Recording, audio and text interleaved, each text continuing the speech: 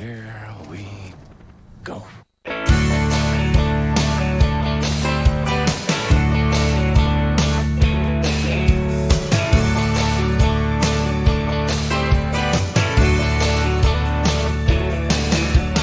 turned up her nose as she walked by my Cadillac. From the corner of my eye, I saw you and you laughed. You were sitting on the swing on your front porch, painting your nails like you were bored. And you yelled she was sure impressed with you. Well, I ain't first class, but I ain't quite trash. I'm wild and a little crazy too. Some girls don't like boys like me. Oh, but some girls do.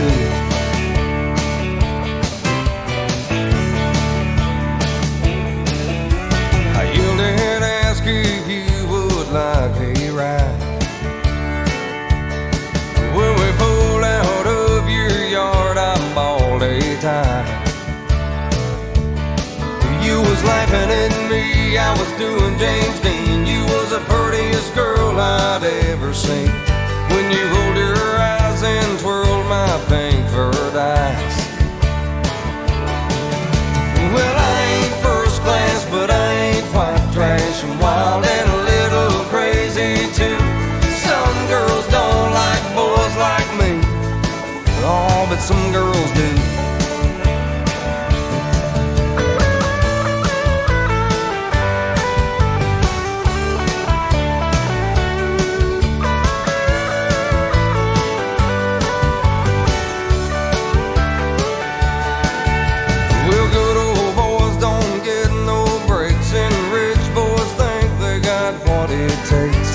There's someone for each of us, they say.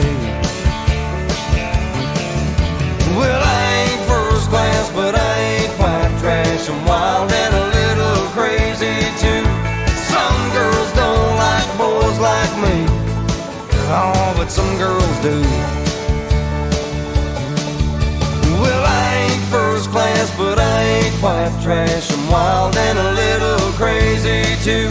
Some girls don't like boys like me. Oh, but some girls do. I said some girls do. You know some girls do. Like boys like me. You know some girls do.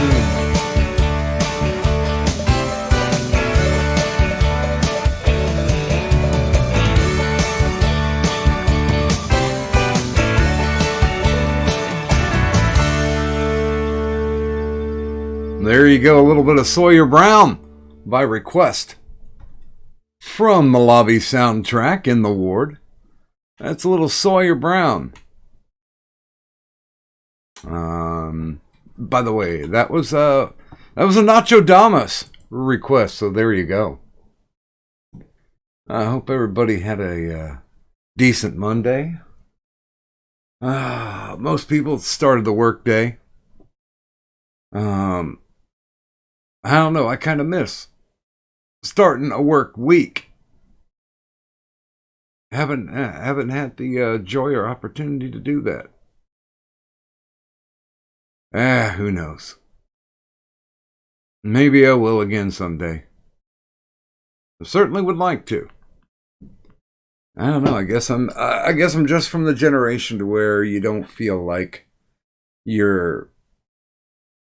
that you have usefulness, or at least potential of being useful, when, well, essentially you're not doing anything. You got to be contributing. And yeah, I miss not working. I do. I really sincerely do. I can tell you right off the bat, I can bookmark the day when my dad started dying. And that was the day when he retired. Like the moment he retired, his health just started to slide. Because he didn't have anything to do. His purpose was gone. And I don't know about you guys, but if you retire, and I think he retired at like 72 or 73, you don't really have the physicality to, do all those things that you hoped and dreamed and planned of as you were working and scrimping and saving for that time when you didn't have to work anymore. You're just pretty much worn out. And he spent a lot of time just hanging around the house, not doing much of anything except just, going into that slide, fluffing up that coffin pillow, as a friend of mine used to call it. So, I don't know. I really do think that this whole issue with the strokes thing has realigned my perception of I really need to get out and do some things. No doubt about it. They're starting to take bets in Vegas as to whether or not I'm going to survive this rock trip around America. But I'm damn sure going to give it a shot. So there you go.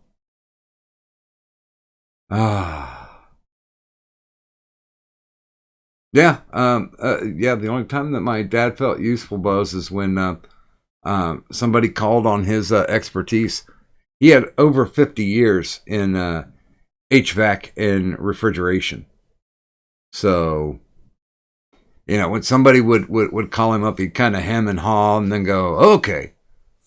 Because that's what he wanted to do. He just needed to feel useful. And, when you get about to that age, most of the people, like maybe siblings or your kids are like, let's keep them safe. Let's get them transferred over. I know my fucking siblings, ever since I went through all this medical shit, they've been trying to get me to move into an assisted care facility. And, I thought about it. And, no, not the band, Eric. And I thought about it and I was like, you know what, to me, I know that an assisted living facility is a good thing for some people to have, availability for, medical help 24/7. But to me, at my age, okay, I'm in my mid 50s, but to me that feels like a give up. It feels like, okay, you're resigning yourself to your fate. You're waiting for the Reaper to knock on your door and to make the batteries go dead in your life alert. So, nah, not gonna do it. Everything works out well, and the payout that's coming is the payout that's promised. I'll be able to at least be able to afford rent for the rest of my foreseeable life. So I'm okay with that. Yeah, I'm comfortable. And sincerely, if I die on the rock trip, then I know I've said this before, then I'm just doing, I died doing what I loved, what I enjoyed. Something that's given me a little bit of life and vitality, even though this shit's going to wear me out. So that just might happen.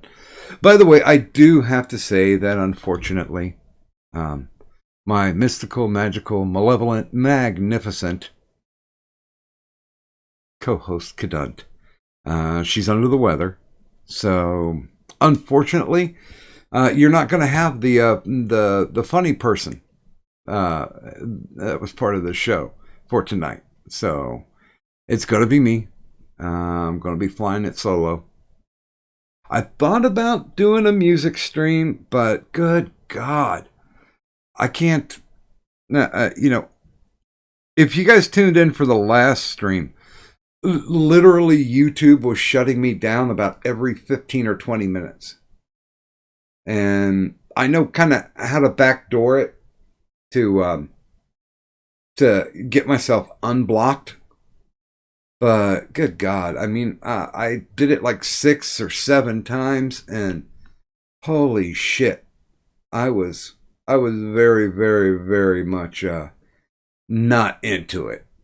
It just took it out of me. It wasn't fun anymore because I had to keep an eye on whether or not they were shutting me down, whether or not they blocked the stream.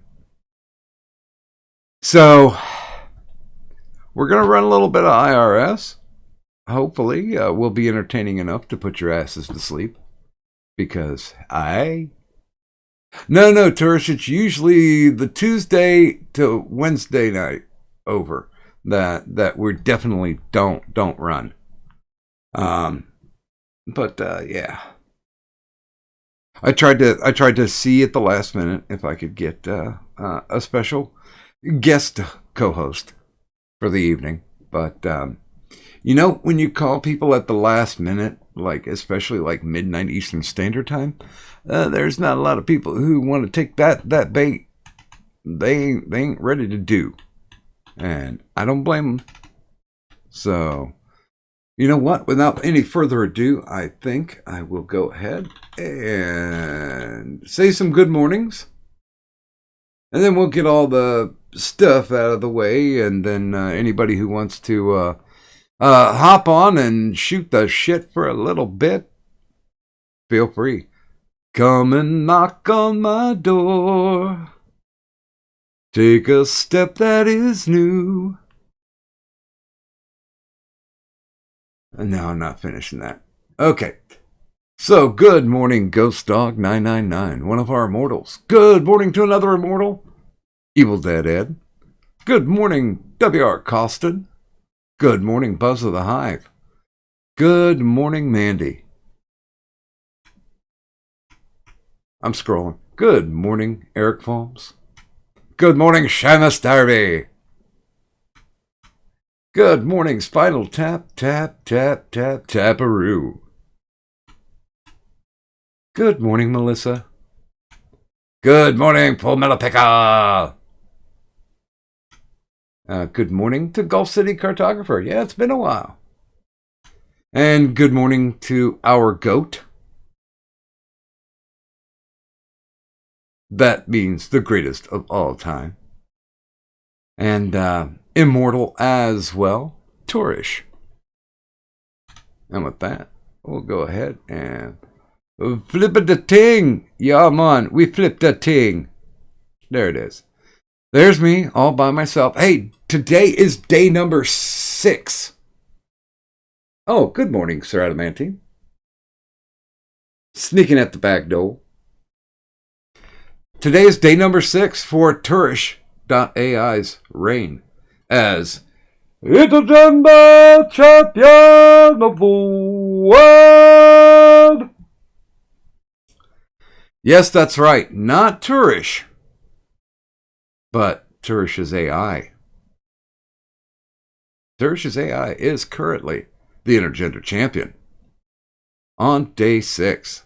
Now, we've talked about this and discussed it, and if Turish AI does make it, he's going to get his own graphic and be able to join the Hall of the Immortals. And for those of you who don't know the Hall of the Immortals, look in your top right corner. Right there are people who have had 9 consecutive show victories. 9 consecutive title defenses of the belt. And just another way of saying thanks for your patronage. But yeah, there you go. We have 5 up there so far. It started with Gulf City Outlaw, then Ghost Dog 999, then Turish, who's a two-time immortal. Then a Viable Ninja, R.I.P. And of course, our most recent is Evil Dead Ed. And there you go. So yeah, if you want to join the Hall of the Immortals, you certainly can do so. All it takes is carrying the strap through 9 consecutive shows. If you can hold on to it, then you get to join the awesome little graphic up there. I'm not going to say that it's easy.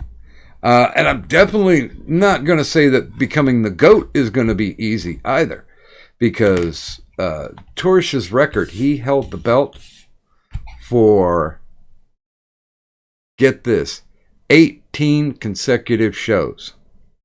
That's like double of what it takes to become an immortal. So you have to become the GOAT with that type of showing. I tell you what. And in order to win that, I'll be honest with you, I really don't see it happening anytime soon. And man, if somebody gets 19 days in, I will certainly be impressed. But you know, the road to the 10 pounds of gold is a long and arduous one. So good luck to anybody who's going to try and attempt that one. Oh, well, I was going to talk about the... Well, no, let me get this other thing out of the way after I like this.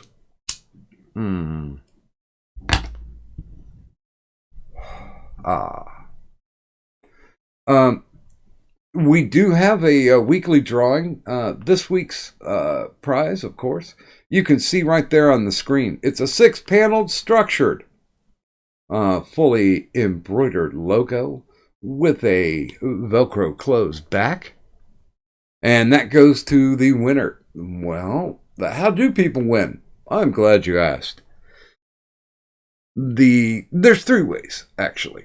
The first and foremost is if you are one of my enablers over on Patreon. That means if you throw money for my booze on a monthly basis, you automatically get an entry. So that one's pretty easy. Every week that we do a drawing, you automatically get entered. Anytime we have any type of contest or giveaway, that's an automatic entry for you. And number 2, I'm already speed bumping. Good God, I'm not even 20 minutes in. The method number 2, of course, is if you donate $5 or more, then that will also get you an entry. So every time you donate $5 or more, you get an entry into the draw ring. And the third and most funnest way. Oh, by the way, I do have to say, Ghost Dog, they have not yet fixed the goddamn Streamlabs. And I emailed Streamlabs like every day for the past week, and I still have gotten no response. But he donated 15, thank you, and I swear to God, I will figure that out.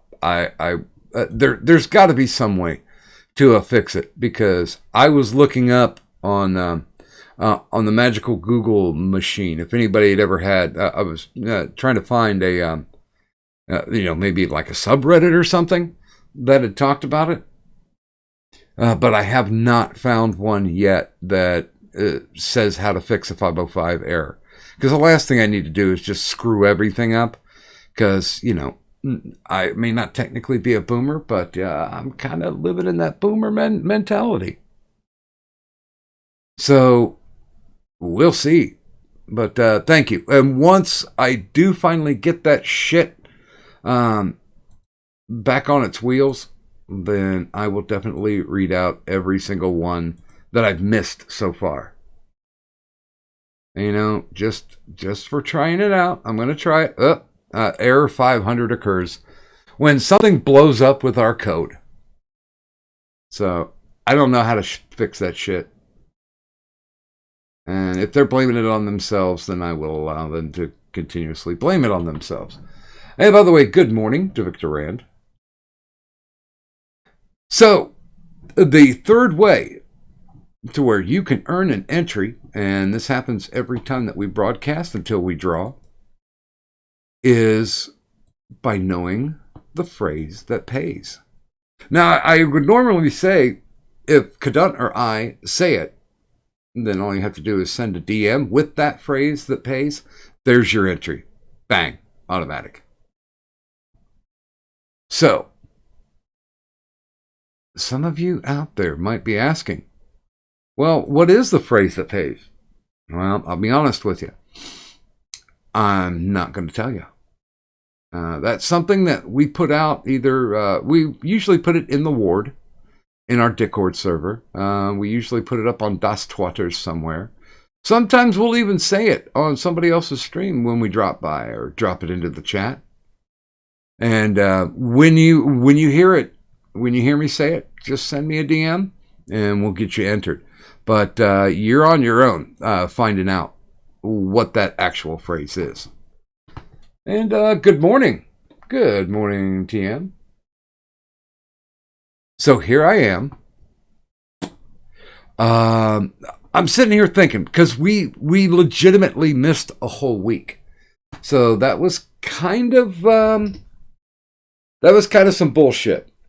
Because we missed out on the week, and I think I'd said before, we have enough to keep the drawings going for, I think, another 2 or 3 weeks. So I appreciate it, Ghost Dog. I certainly do. Smokes and booze is always a good thing to have. And of course, for Kadant, let her get her incredible edibles.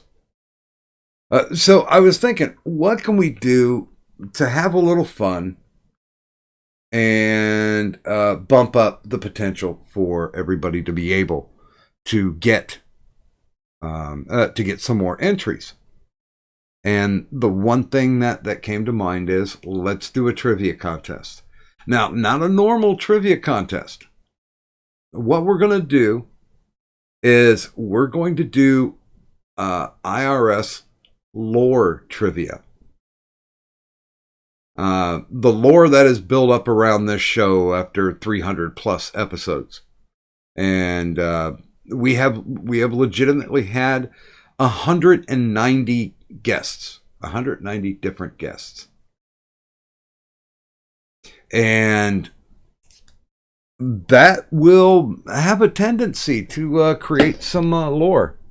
I mean, of course, we do always have our regulars, but we do also have some sometimes odd, but often intriguing guests that stop by to grace our presence. And in that time, shit's built up.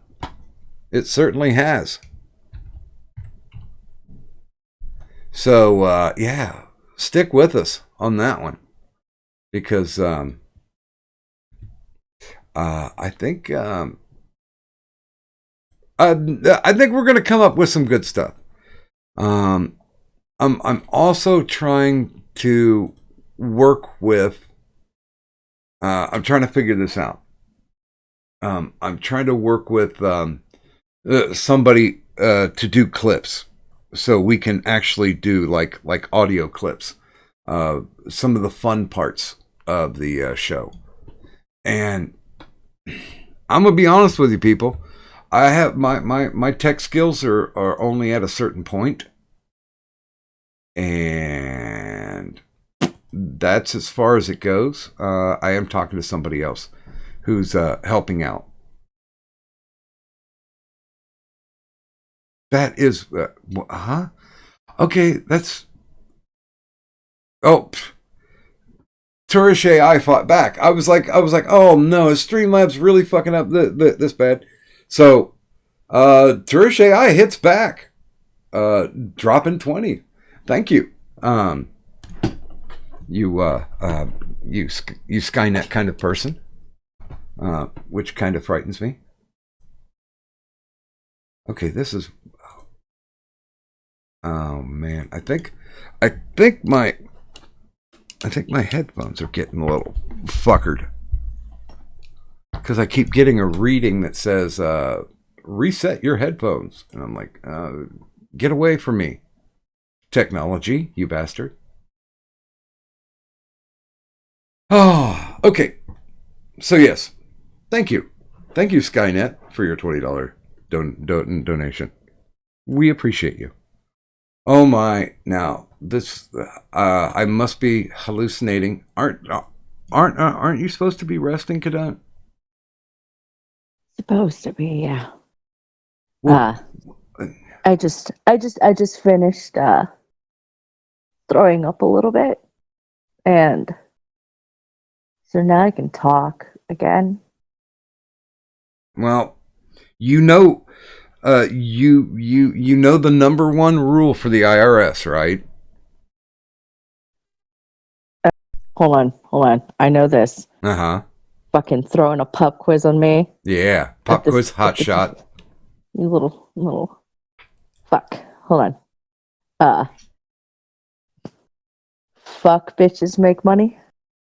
No, I believe that was a rap song from the early 2000s. Oh, no scrubs. You're going farther back to the 90s. Oh, um, too legit. Oh my God. Just, I surrender. I surrender to your hippity hoppity stuff. No. The number one rule of the IRS, and I did mention that that we'll be Just doing. Don't piss off Kadan.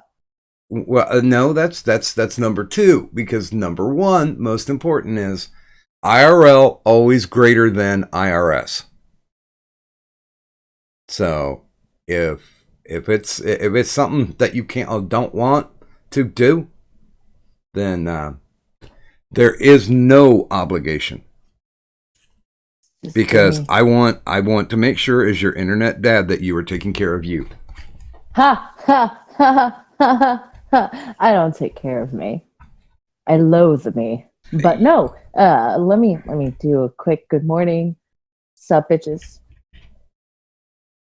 And by the way, good morning, Cola Krill. Nice to see you. And good morning, Tom Leach. I might have done a clickbaity title, but who knows? I would say what? Maybe about 20-25% of these shows eventually turn into a dumpster fire. I would say the percentage is a little less than that. Really? Mm-hmm. Well, we had Ear Juice on last night with Stretch and Zell. Now, here's the amazing thing. It did not turn into a dumpster fire. We did have some discussions. I don't know if you were awake for the end part. I don't think you were. I got so fucking all right, real quick. Let me just explain last night. Sure. To you, as well as those of you who may have been around while Cadet was really fucking out of it. Sorry, I'm trying. I can feel it.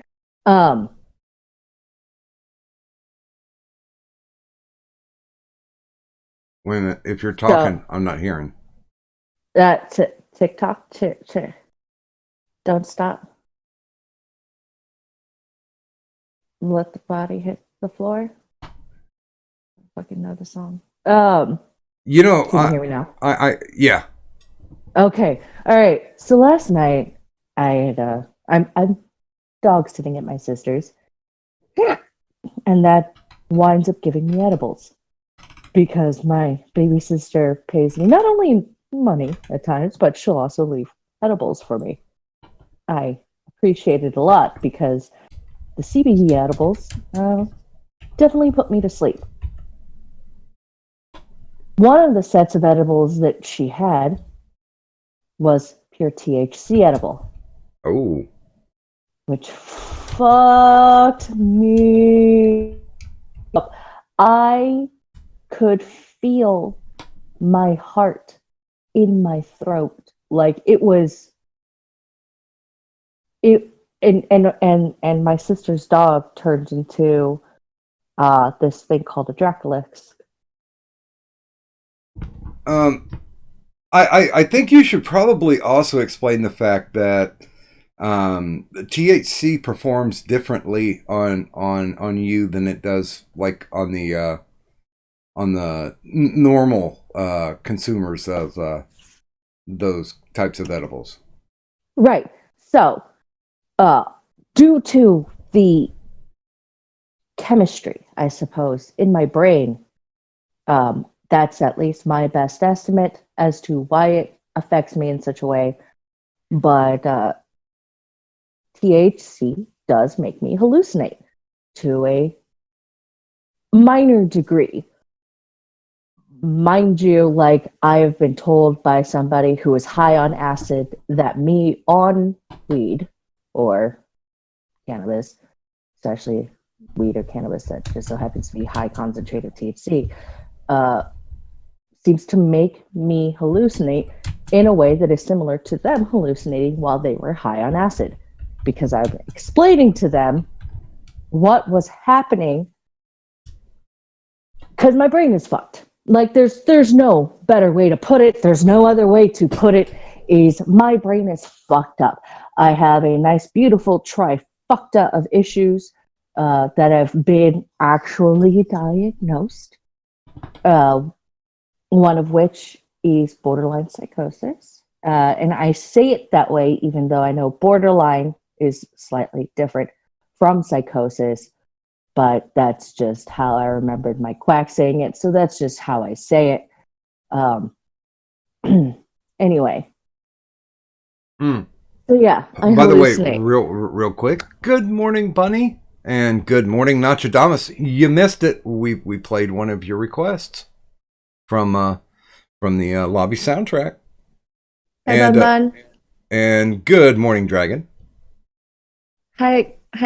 Sup, bitches. Please continue. No, well, it long, rambling, short. I hallucinate.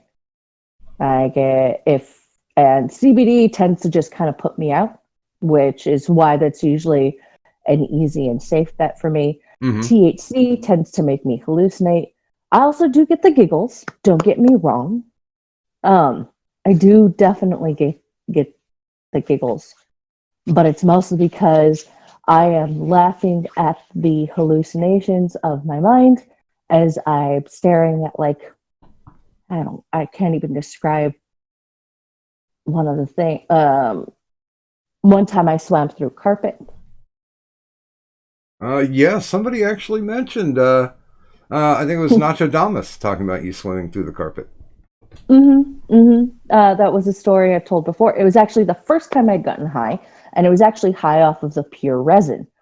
And I remember watching some of Harold and Kumar go to White Castle, and the raccoon scene tripped me the fuck out. And I swam through we were living in a townhouse at the time. I swam through the carpet that was laid out along the hallways and down the stairs. And actually the stairs were more like a waterfall of carpet. So I was able to just kind of like ride that wave down the stairs. And I wound up swimming to the, those couches that pull out into a bed. Mm-hmm. So that was our bed at the time. And I wound up swimming there because I'm like, I need to get to bed soon. And I'm swimming through the carpet, and there's a pool underneath that little pull-out bed thingy. So I just kind of go into the pool that's under the bed, and I just chill under there. Sounds like it worked out for you. Yeah, that's my first experience of getting high on weed, and it's been consistent with the hallucinatory effects. Sometimes there's more vivid and more severe amounts of hallucinations. Other times it's a little less vivid and severe. But either way, yeah, there I am. I don't. I avoid THC as much as possible. I will take CBD, specifically gummies, for the fact that it puts me the fuck to sleep. See, CBD just does not work on me. And I've tried them from all different sources, and meh. It's just meh. But have you? You're talking about the swimming through carpet thing. There is a movie that I can't watch because of that type of visualization. Have you ever seen the movie Train Spotting? Not for a long while. Oof. That movie, by the end of it, my fucking heart was pounding. It was like going through a withdrawal. That movie really fucked with me. So I mean, it wasn't the greatest story in the world, but it was shot so frenetically because it's the same guy who did the movie 28 Days Later, Danny Boyle. And I mean, literally, my heart was fucking pounding through a lot of those scenes because I've seen people do that stuff, and yeah, I can't watch the movie. It's like Nursey. I said, yeah, that's one movie that affected me in like a physical way. And she's like, oh, well, I'm gonna have to watch it. And she comes back, she's like, I don't know what the big deal is on it. And I was like, because you've probably never been in that situation, so it's nothing that you can relate to. But the way that it was shot and the way that it was done just kind of nailed it. It was on the real. And by the way, Yes. good morning to our Lord and Savior, the Full Metal Pickle.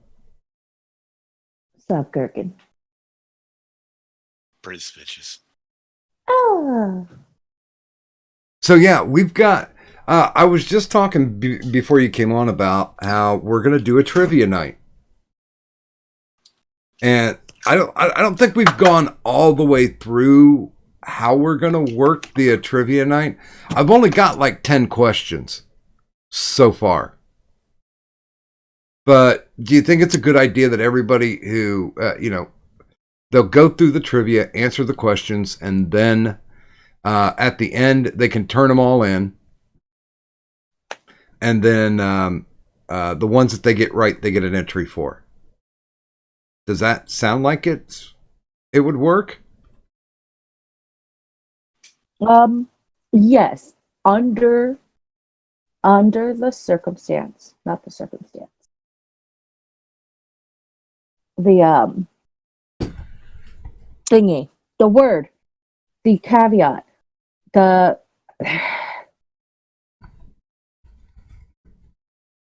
we don't give any of the answers until after they turn their turn. I'm with you.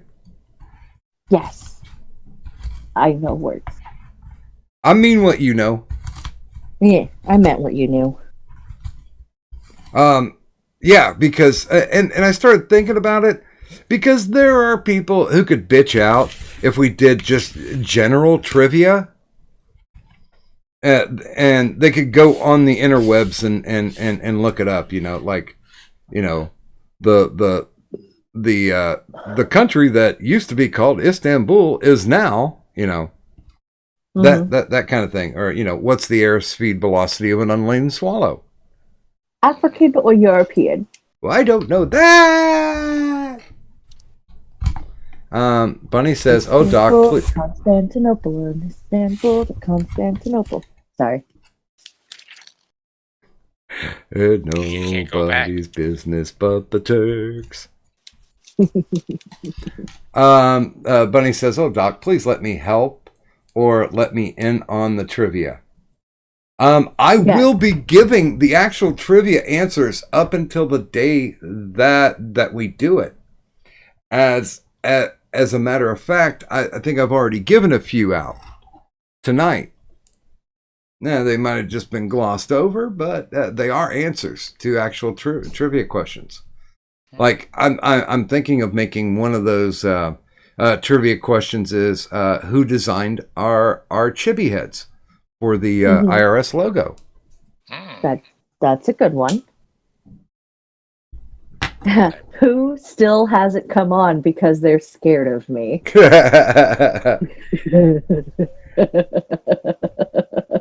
I would get really deep in the lore talking about the first person that we actually booted out of the server, but I think still remember.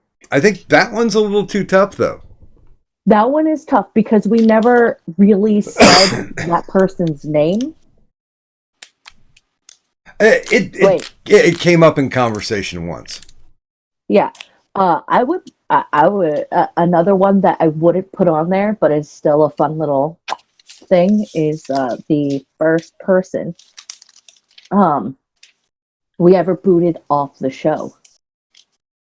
Now, there's only ever been three people that we've kicked off the show.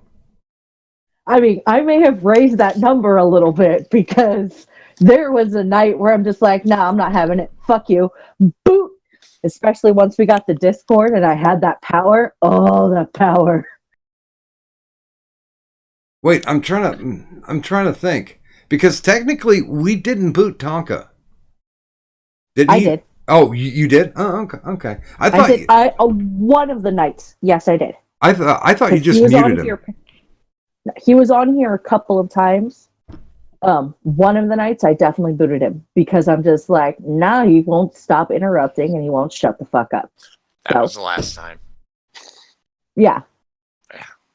Every other time, he'd been allowed and try and railroad people.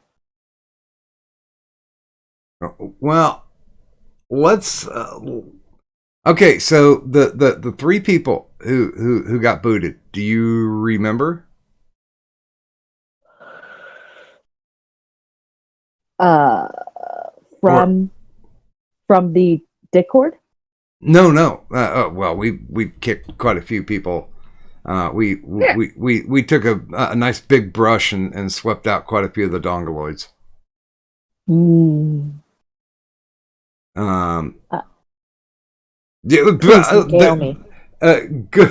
Good morning.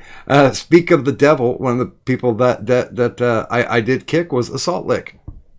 Now he's not kicked out of the Discord, but yeah, we bounced him.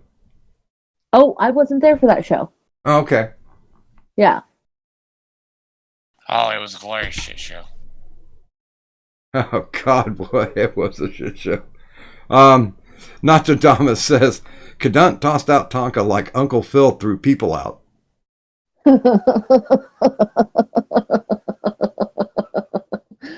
Now, he only threw out DJ Jazzy Jeff.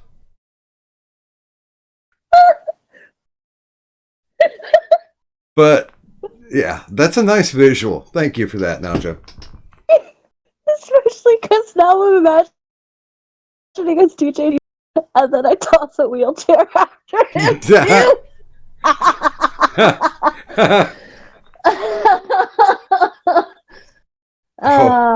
Fun times. And God damn it, I just can't think of the third person.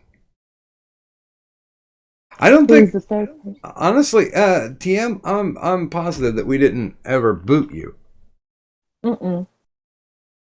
We've never actually booted TM. I can't think. There were three of them though. I do know who the first one was. The first one has to be Assault Lick because it took forever for me to get to that point where I'm just like, fuck this. And you know.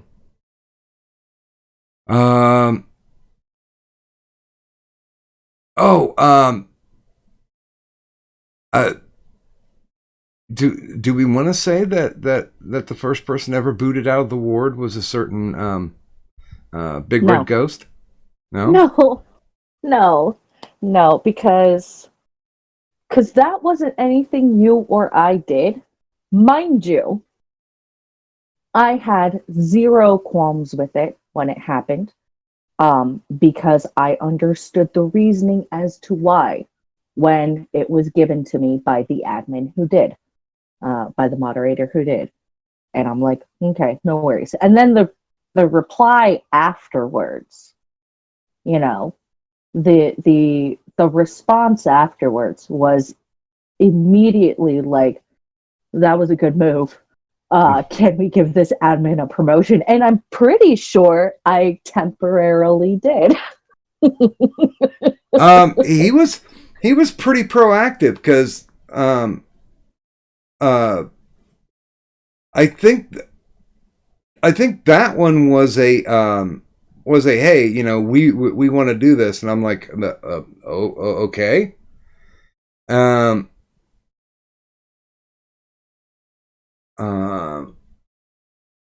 Wait a minute. Everybody else is saying Ed got booted. I think you did boot Ed once.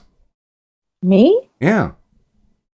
I can't remember ever actually booting Ed. I've muted him. I've muted him before. No, But it I've was never- me. It was me. It was me. Okay. It was me. He just would not shut up, and it's like he was doing the, I know, but let me just say this, and I was like, no, stop. Let other people Might talk. have been. Was he really drunk that night? Yes, he was. That's probably why. Because it's one of the things is like if we know you, and we know you well enough, and you know, like I'll usually, depending on my patience level, straight up, I can either let you go on and I'll try and like snap at you to get you to fucking listen, or I'll mute you. I'll server mute you because I'm not having that shit. If you continue to be a problem or an issue, you know, and you're trying to start fights and pick fights, that's when the boot may come out. And usually, there was definitely one time I did not consult Doc about it. I was just like, nah, fuck this shit. Boot. And I think we all know exactly which time that was. Now there. I think I've booted Zell before. Oh my God, the list is growing. Oh, No, and no. I know we you had booted. Wait a minute.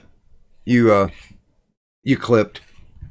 I know you had booted Anti Did I? because of it was during the Oh, Douglas stream. that And was he's by like, request. Yeah. Okay. And he's like, no, Doc, I muted him. I'm gonna fess up to it. I fucking muted him. Go ahead. And you're like, sorry, but you know, I said no more muting other people, so you booted him. Yeah. Now I do know that you and I, as hosts, there was one booting done that we had nothing to do with. Do you remember that one? Mm-mm.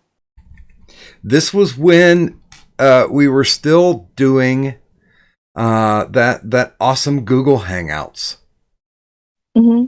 And somebody learned that if you unfriend somebody and you're in a hangout together, it will boot them. Mm-hmm. Do you remember that I one? remember that. Yeah. Yeah. I was laughing my fucking ass off when that happened. See, and I thought they were running a gimmick. I thought, should we tell the story? Nah, it's fine. Some people might feel some sort of kind of way about that, you know? Know what I mean? Yeah. Yeah. Because they may or may not have gotten one-upped by a retard. It's See, okay, they're buddies now. Are they? I thought I honestly thought it was a joke. Like Now they defend each other, so. oh, really? See, that's what I get when I don't follow anything that fucking happens on Twitter. I stay the hell away from that stuff. You know what, though? No, that's good. Once once enemies, constantly making fun of each other, talking shit on each other, and now they're best friends. Like, Oh, that's kind of the beautiful thing about the internet. that is. That is. Hmm. And by the way, good morning, Grant Sanford. No, we're talking about some of the questions that we might ask for the IRS lore trivia. Yep, the Hangouts one, and their cam was on when they got up. Surprise. Okay. Uh, we've had some shit go off the rails. Quite a bit. Uh, Seemed like back in the day, and when we had all that fucking bullshit going down with another tribe. Um, I'm trying to think. Who was the first person that we ended up um, muting in the chat. Giga. Was it Was Giga? it Giga?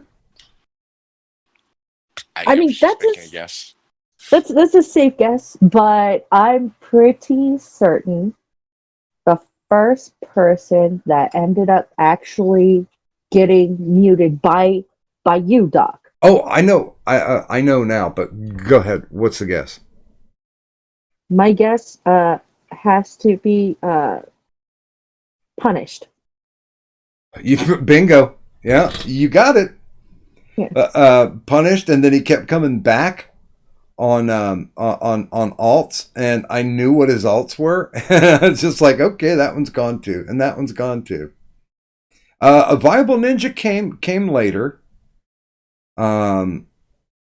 People said that I don't know. Did I eventually mute Tonka? I believe after the last one, yeah. Okay. Maybe, yeah. Because there was only very few people. God, I can't think of what the guy's name was. The one where they just kept bringing up, oh, well, you said this is the Wild West and blah blah blah blah blah. And I it's don't like, know. Somebody was being a little bitch about it. yeah, I was like, I'm done with this. I don't need this at all. I mean, it can still be the Wild West, but when the sheriff says, "Get the fuck out of my town," Yeah. bye. By the way, good morning to Mad Metal Man. And Hi. no, we have never kicked or muted Stenchever because he's always been Stenchever, and you know he's going to run like the exact same three trolls that he always does. So it's like, you know, we would berate him just because it's like you're not even fucking trying, dude. I mean, if you ever want to actually be considered a troll, you're going to have to do something original. And I mean, I just never had the heart to do it because he really never got under my skin. He did try. He did. He got his participation trophy. Yeah. I mean, the only time that he ever got on my nerves was when I went and watched his show with Big Fat Brian, and I'm like, oh, this is an abortion. This is fucking horrible. It was 40 people talking all at once. Yeah, it reminded me of some of the streams that Anal Vape used to run with the what did they call them? The Clown Mafia or whatever it was. And I don't know. then there was legitimately, when he was running the stream, there was like 24 people on the stream, and there was maybe like 8 or 9 people watching. So even the fuckers who were in the stream didn't even have the courtesy to at least give him some fucking watch time.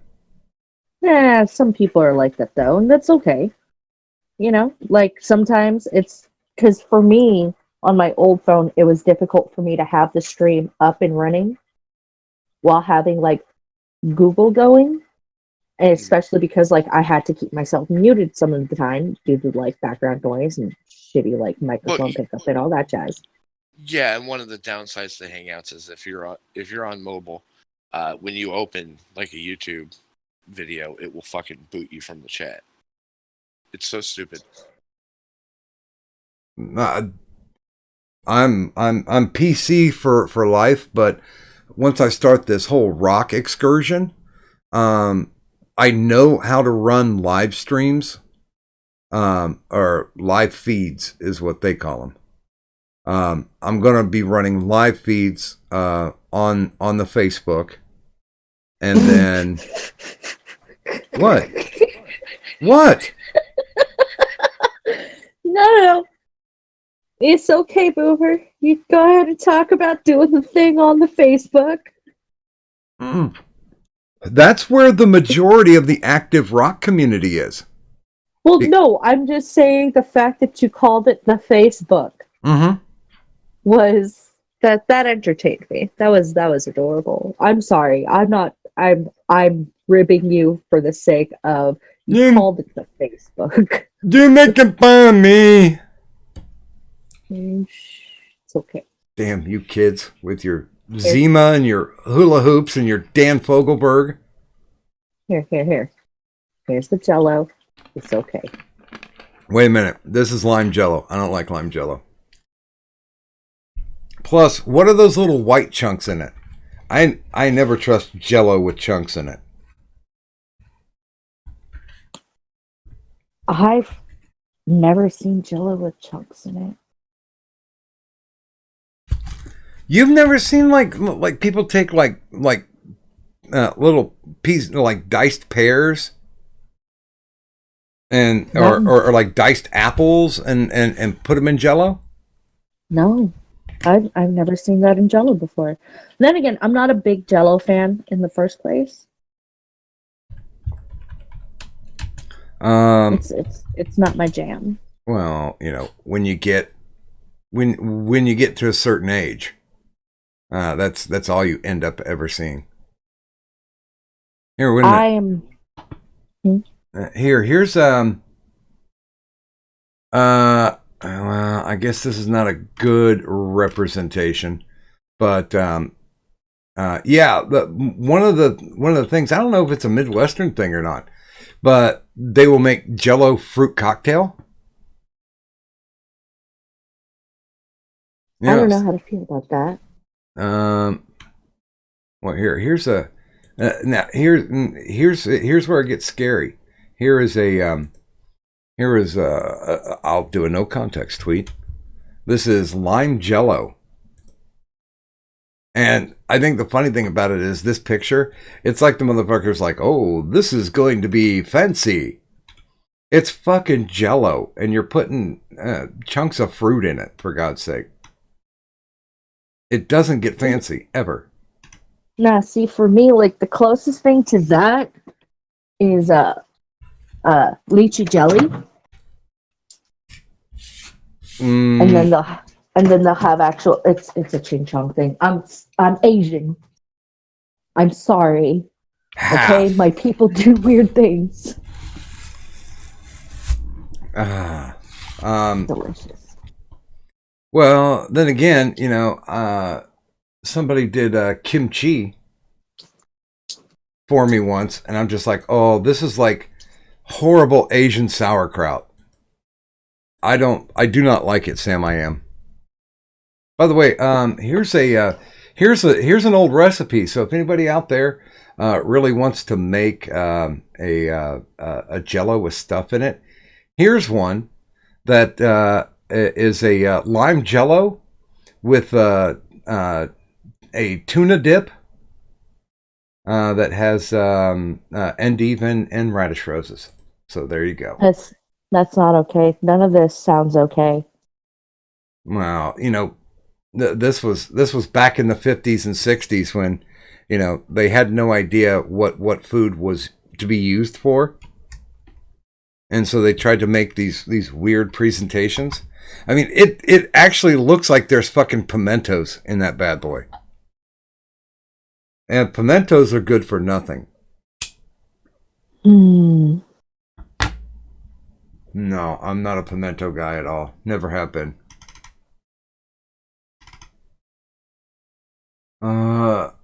Yeah, okay. Now, if you're going to do anything with Jello, here, let me know context tweet this.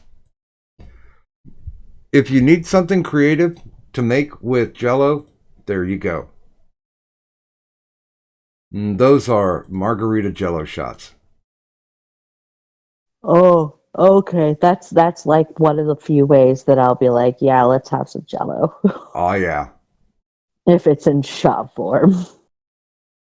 By the way, good morning to Gulf City Outlaw. Hi, Gold City Outlaw. Um, now here's one of my things, and maybe this might be able to help all of you survive the coronavirus.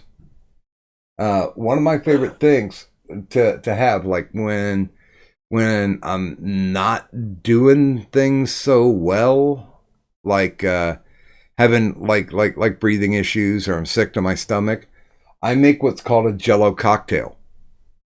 And all it is a packet of Jello in one of those big, like 64-ounce glasses. And get the water as hot as possible. You could probably even pour it from like a coffee pot. You know, not with coffee, but just basically fill the cup full of hot water, stir in the Jello, and drink it. It not only helps settle your stomach, because it takes out the stomach acid that's churning, but it also will fill you up, so you don't have the problem with being hungry but too sick to eat, because it basically kind of just tricks your mind. And for mine too, if you guys want to go all out on the doc recipe, put in a little bit of ginger. Because ginger is like a natural warming agent to your body. And yeah, I mean, it's like doing a girl drink without the alcohol.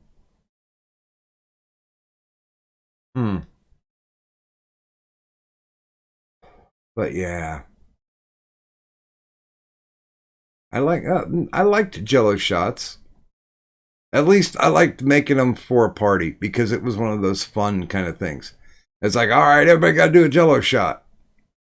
And you really didn't have to spend a lot of money to make Jello shots.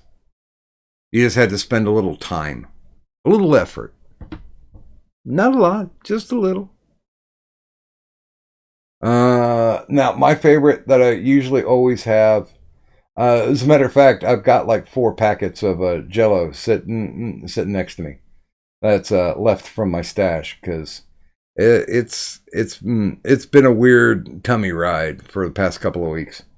But I still have cherry, and I still have orange, and I still have grape.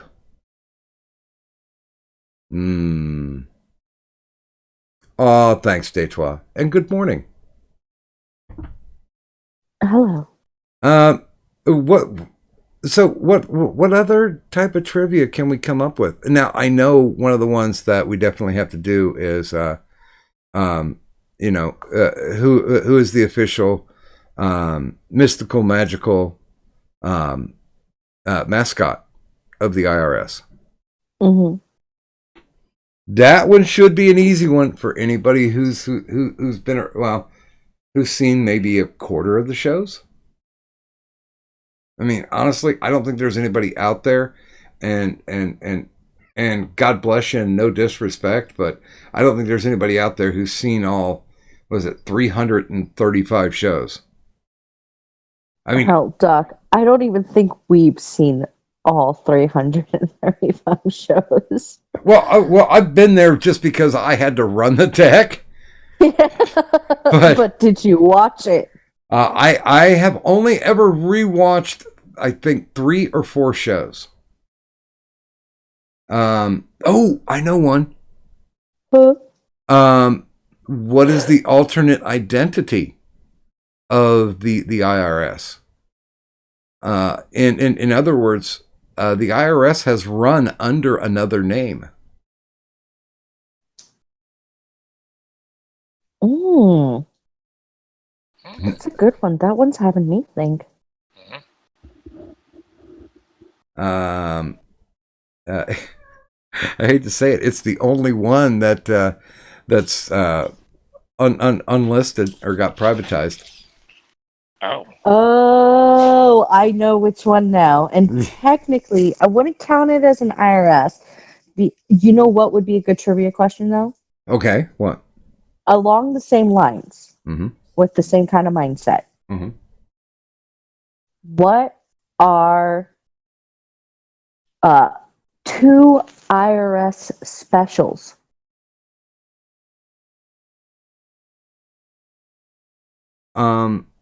Because I know we have two where they're special. Like one has there's only ever been one under one name that's run, but you made a graphic for it and everything. The other one we've run a couple of times, but again, you made a graphic for it and everything. I mean, I know we have milestone shows. No. Shall I give you a hint, Doc? Well, sure. Excuse me. Pardon me. I'm so sorry. My brain is not processing. All right. So one of which does just so happen to be the unlisted. Okay. The other of which, the graphic you created.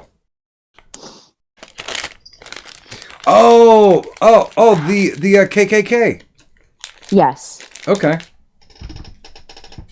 Well, I just call it the KK because I don't add the last K. Well, technically, it would I don't count it. Not be adding the first K, but hey, if we were sailing the seas, you would be the maidenhead at the front of the ship.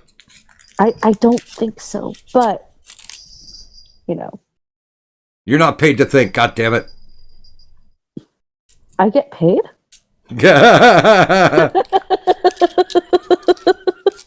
Yeah, because there are times when you get pissed at me. When I get messages like, God damn it, Doc. Because all of a sudden I hear all right, so the notification sound on my phone for whenever I get PayPal money is you cheeky dick waffle. Because anytime I get money from somebody, I immediately think, oh, you cheeky dick waffle. And I know. I go and I look and I'm like, all right, this is who I have to get mad at. Even though I'm incredibly grateful, I can still be like, you little fuck. And it, because I don't know, it just doesn't feel like it should have money. Okay, now I'm confused, Calder Krill. He says, was the karaoke stream for Knoxville an IRS stream? Huh? I don't think we did one to celebrate Knoxville. No. Mm-mm. Well, I mean, mostly because, the celebrating was done at Knoxville with the whole people who went to hang out and drink. Because that's all that happened. Yeah, but I didn't. I did not go out and drink. And and Merc was just like, oh, man, you got to come out. We're at this bar. Oh, we got kicked out of this bar. But we're at this bar now. Yeah. I don't know. I don't think I really blew an opportunity because I got the chance to meet like everybody that I wanted to meet. Or, since I was dressed up in the Medicare cosplay, and everybody knew that it was me who listened to the show because I said, yeah, I'm going to be down there. I'm going to be dressed up as Medicare. People thought I was bullshitting them, and I came down there, and there were a few people who came up to me and introduced themselves. What? Wait a minute. Color Girl saying you raised money to go to Knoxville with a karaoke stream. I remember I donated to it. Oh, yeah, we did. Yeah. I did take the money from the karaoke stream that we did to go down to Knoxville for my. Okay, that Okay, I get it now. Yeah.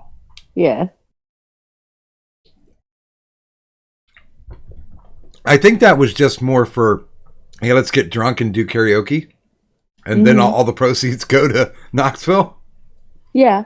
Because we really do like to do the karaoke streams. It's just we can't.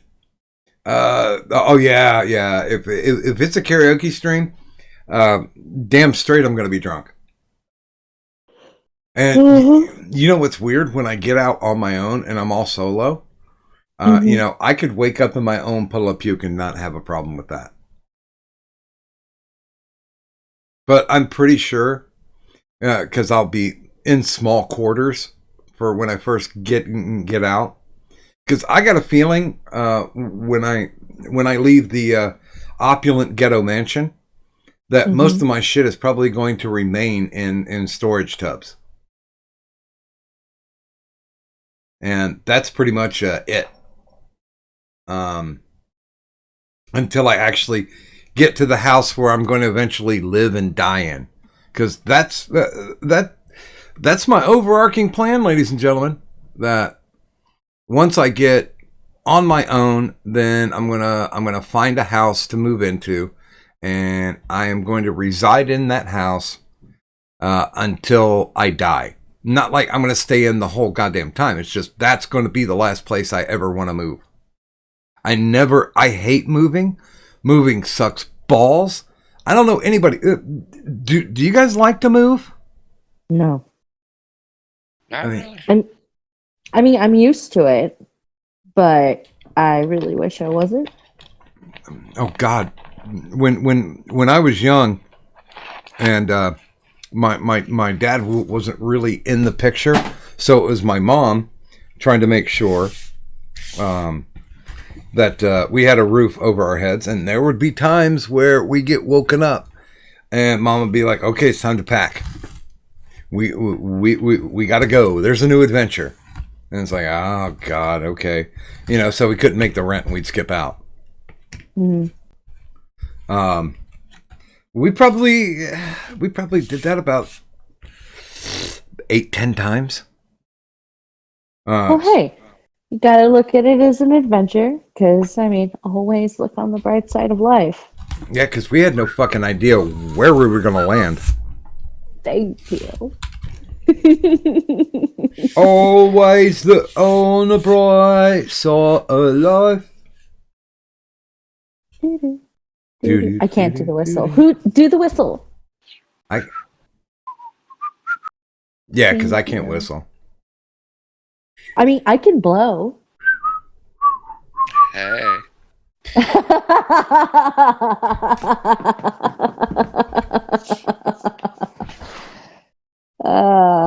There I am back on my bullshit. Well, yeah, but here's the thing. You know, I've had some friends who were military brats, but you get stationed between 2 to 4 years, then you'd pack up and go someplace else. But you had that amount of time. I mean, there was a time when we moved into one apartment, and then within the matter of like 6 months, we had to get the fuck up and out. But yeah, I mean, 2 to 4 years, that's not a bad thing.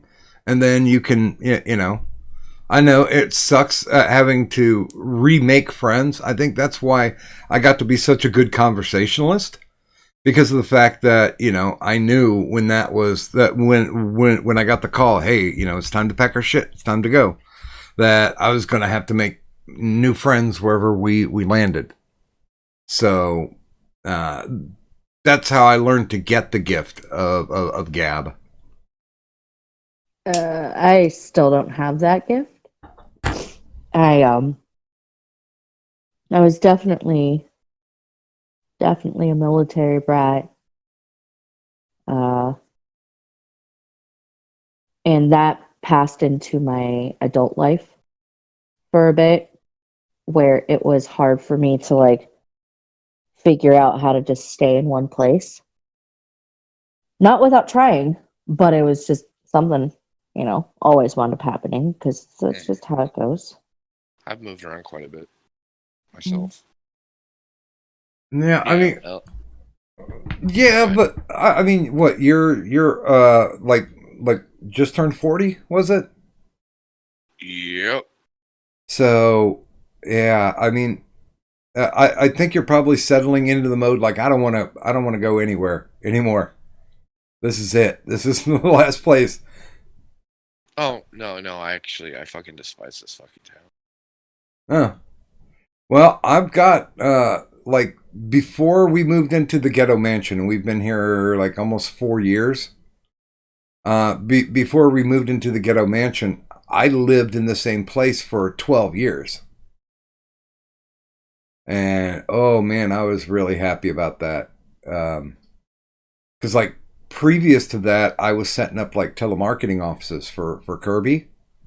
And I was moving all around. I mean, I never stayed in any place longer than 6 months. Usually I could get a telemarketing call center up and running within 2 months. And then I was out and on to the next town.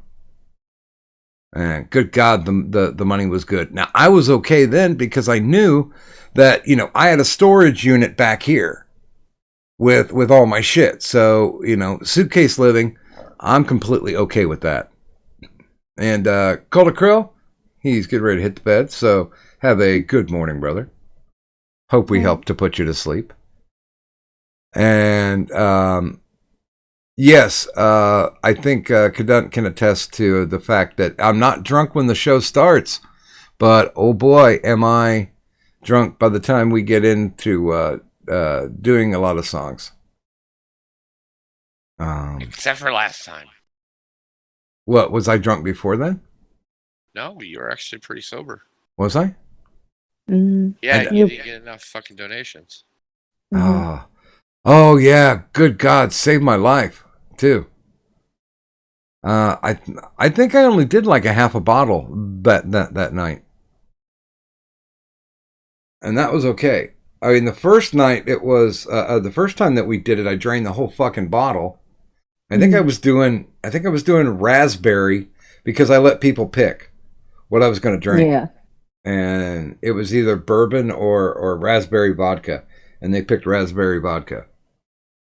And like last night, I basically poured a glass of Elijah Craig, that 94 proof bourbon, and I just sipped on it all night. And I mean, Nursey was looking at me going, "If you throw up in the bed, then I'm going to kick you out." And I was like, "I've never thrown up in the bed."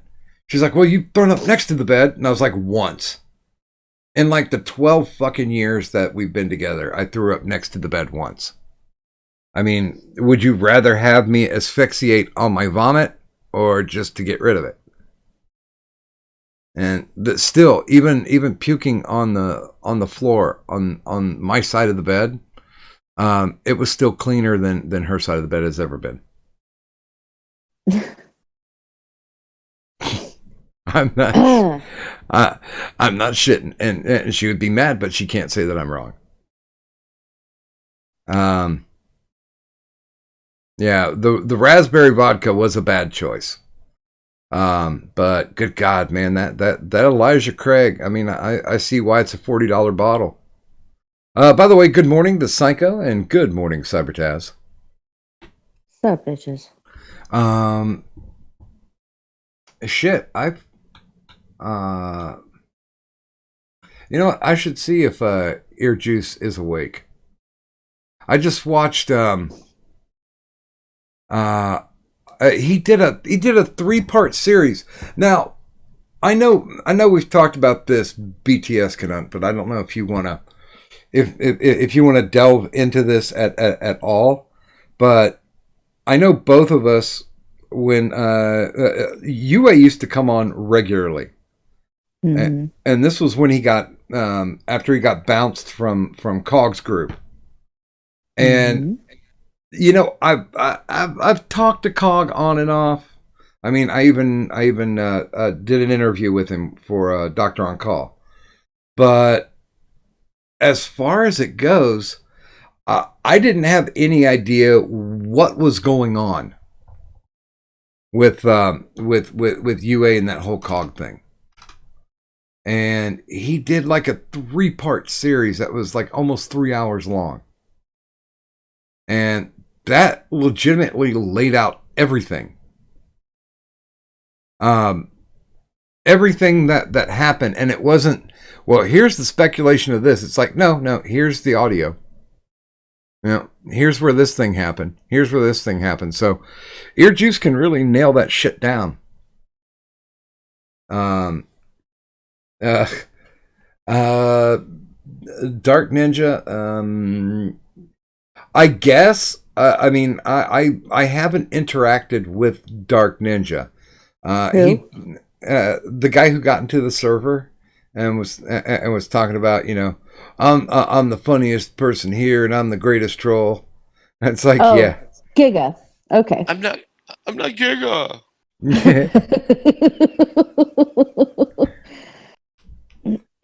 Hell, The fact that there were so many people, like, well, a decent handful of people who were just jumping in and being like, really? Like, here, let's have some fun. No. Let's call you out on your bullshit. It entertained me. But yeah, I even watched the thing where him and drummer 828 were talking about the Mundane Matt thing a year later.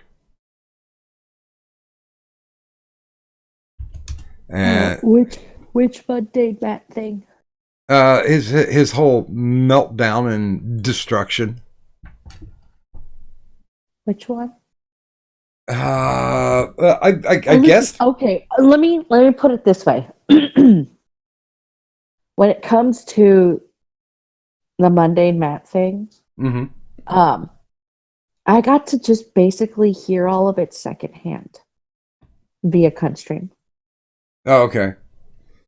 So like, I have no real knowledge or even really any real opinion other than, oh cool, like let's go get some boulders with an infant. Like, let's go do that. Mundane flagging.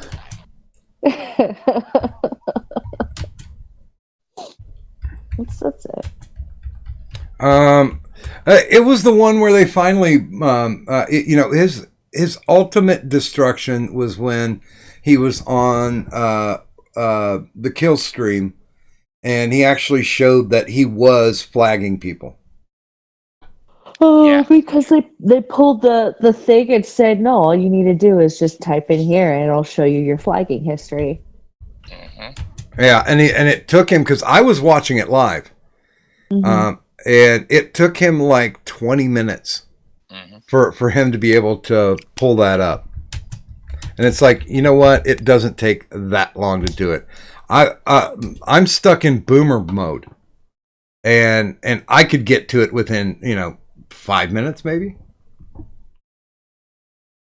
Yeah, the thing about it was like, yeah, you know, rocks are hard to find, and it's like, no, rocks are like there, and anybody who's like trying to pimp rocks, that's somebody you really don't want to deal with anyway, because it's not like they made the rocks. And really, can I just say, Matt doesn't look like the most athletic kind of person either. So if he was getting these big rocks, these big boulders, how the hell's he gonna put them into his trunk? Better still, how's he gonna get them out? I don't know. What you gonna do with all that junk? All that junk inside your trunk? He's just like, he's oddly built. Yeah, I have no opinion. Yeah, they were bringing up the fact that he said that he was 100% white. And then when he was quote unquote in Hollywood, he was pretending that his dad was Jewish. I mean, shit. If I were in Hollywood, that's exactly what I would do. I would do some L'Chaim's, but there are certain things because there are certain levels of talent, and I'm really pretty sure that Matt would have to do more than pretend that he was Jewish to be able to get any type of roles. Because I saw that little mini film that he made before. He was like, "Oh shit, people found it," and then he took it off the interwebs. And he was really playing a shitty part because there's no way I would mistake him for a badass. Right. You know, Then he did go around flagging anybody that fucking re-uploaded it, though. Yeah, or even put cut scenes in of it, or good God. Well, he did that too with what was the little hand puppet that he used? Polly the polar bear. Oh yeah. That was Yeah. that was spouting hate speech. Or if they re-uploaded the stream that he deleted from Kilroy.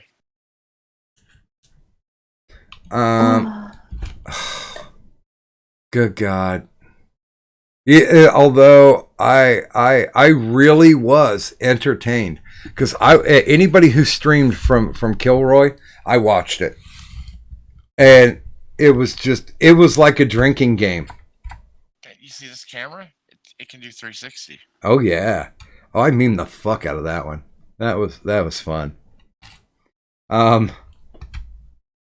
Yeah, and it was so funny because you know, Toad McKinley and Scrub were talking about, yeah, we're going to infiltrate there, and we're going to be there. They're not going to know who we are. And there were some people who really got bugged out by it. Jeff. Oh yeah, especially Holiday. And Him and Matt claimed that they knew who they were. yeah, no fucking clue too. And it's funny because I when Toad showed the pass, if you would have taken like 2 minutes and done a Google image search, you would see that he lifted it from somebody else. And it's like, okay, I know what's going on. You guys just keep going. This is good. I really like this. And then he showed a picture of like one of the ball pit balls, which was the only decent idea. That was the only decent idea that Kilroy had was doing an actual ball pit. But they were so fucking lazy they couldn't even get a goddamn ball pit together. But they did buy the balls. By the way, good morning to Best Remy. And good morning to everyone lives. The kill stream wasn't on that list. It was speculated later it was found out to be JF. Wait a minute, JF was doing what? That he flagged that kill stream earlier that night. Oh, was it? I don't know. That was why they were going at Matt, because they thought Matt did it. Oh, okay. Because the one that was glaring was Dame Pesos. Matt flagged the shit out of Dame Pesos. Dame Pesos and the Kumite. Mm-hmm. I wonder if they've become friends now. Because it just seems like, you know, it's the old bastardized Lord Chamberlain clip, you know.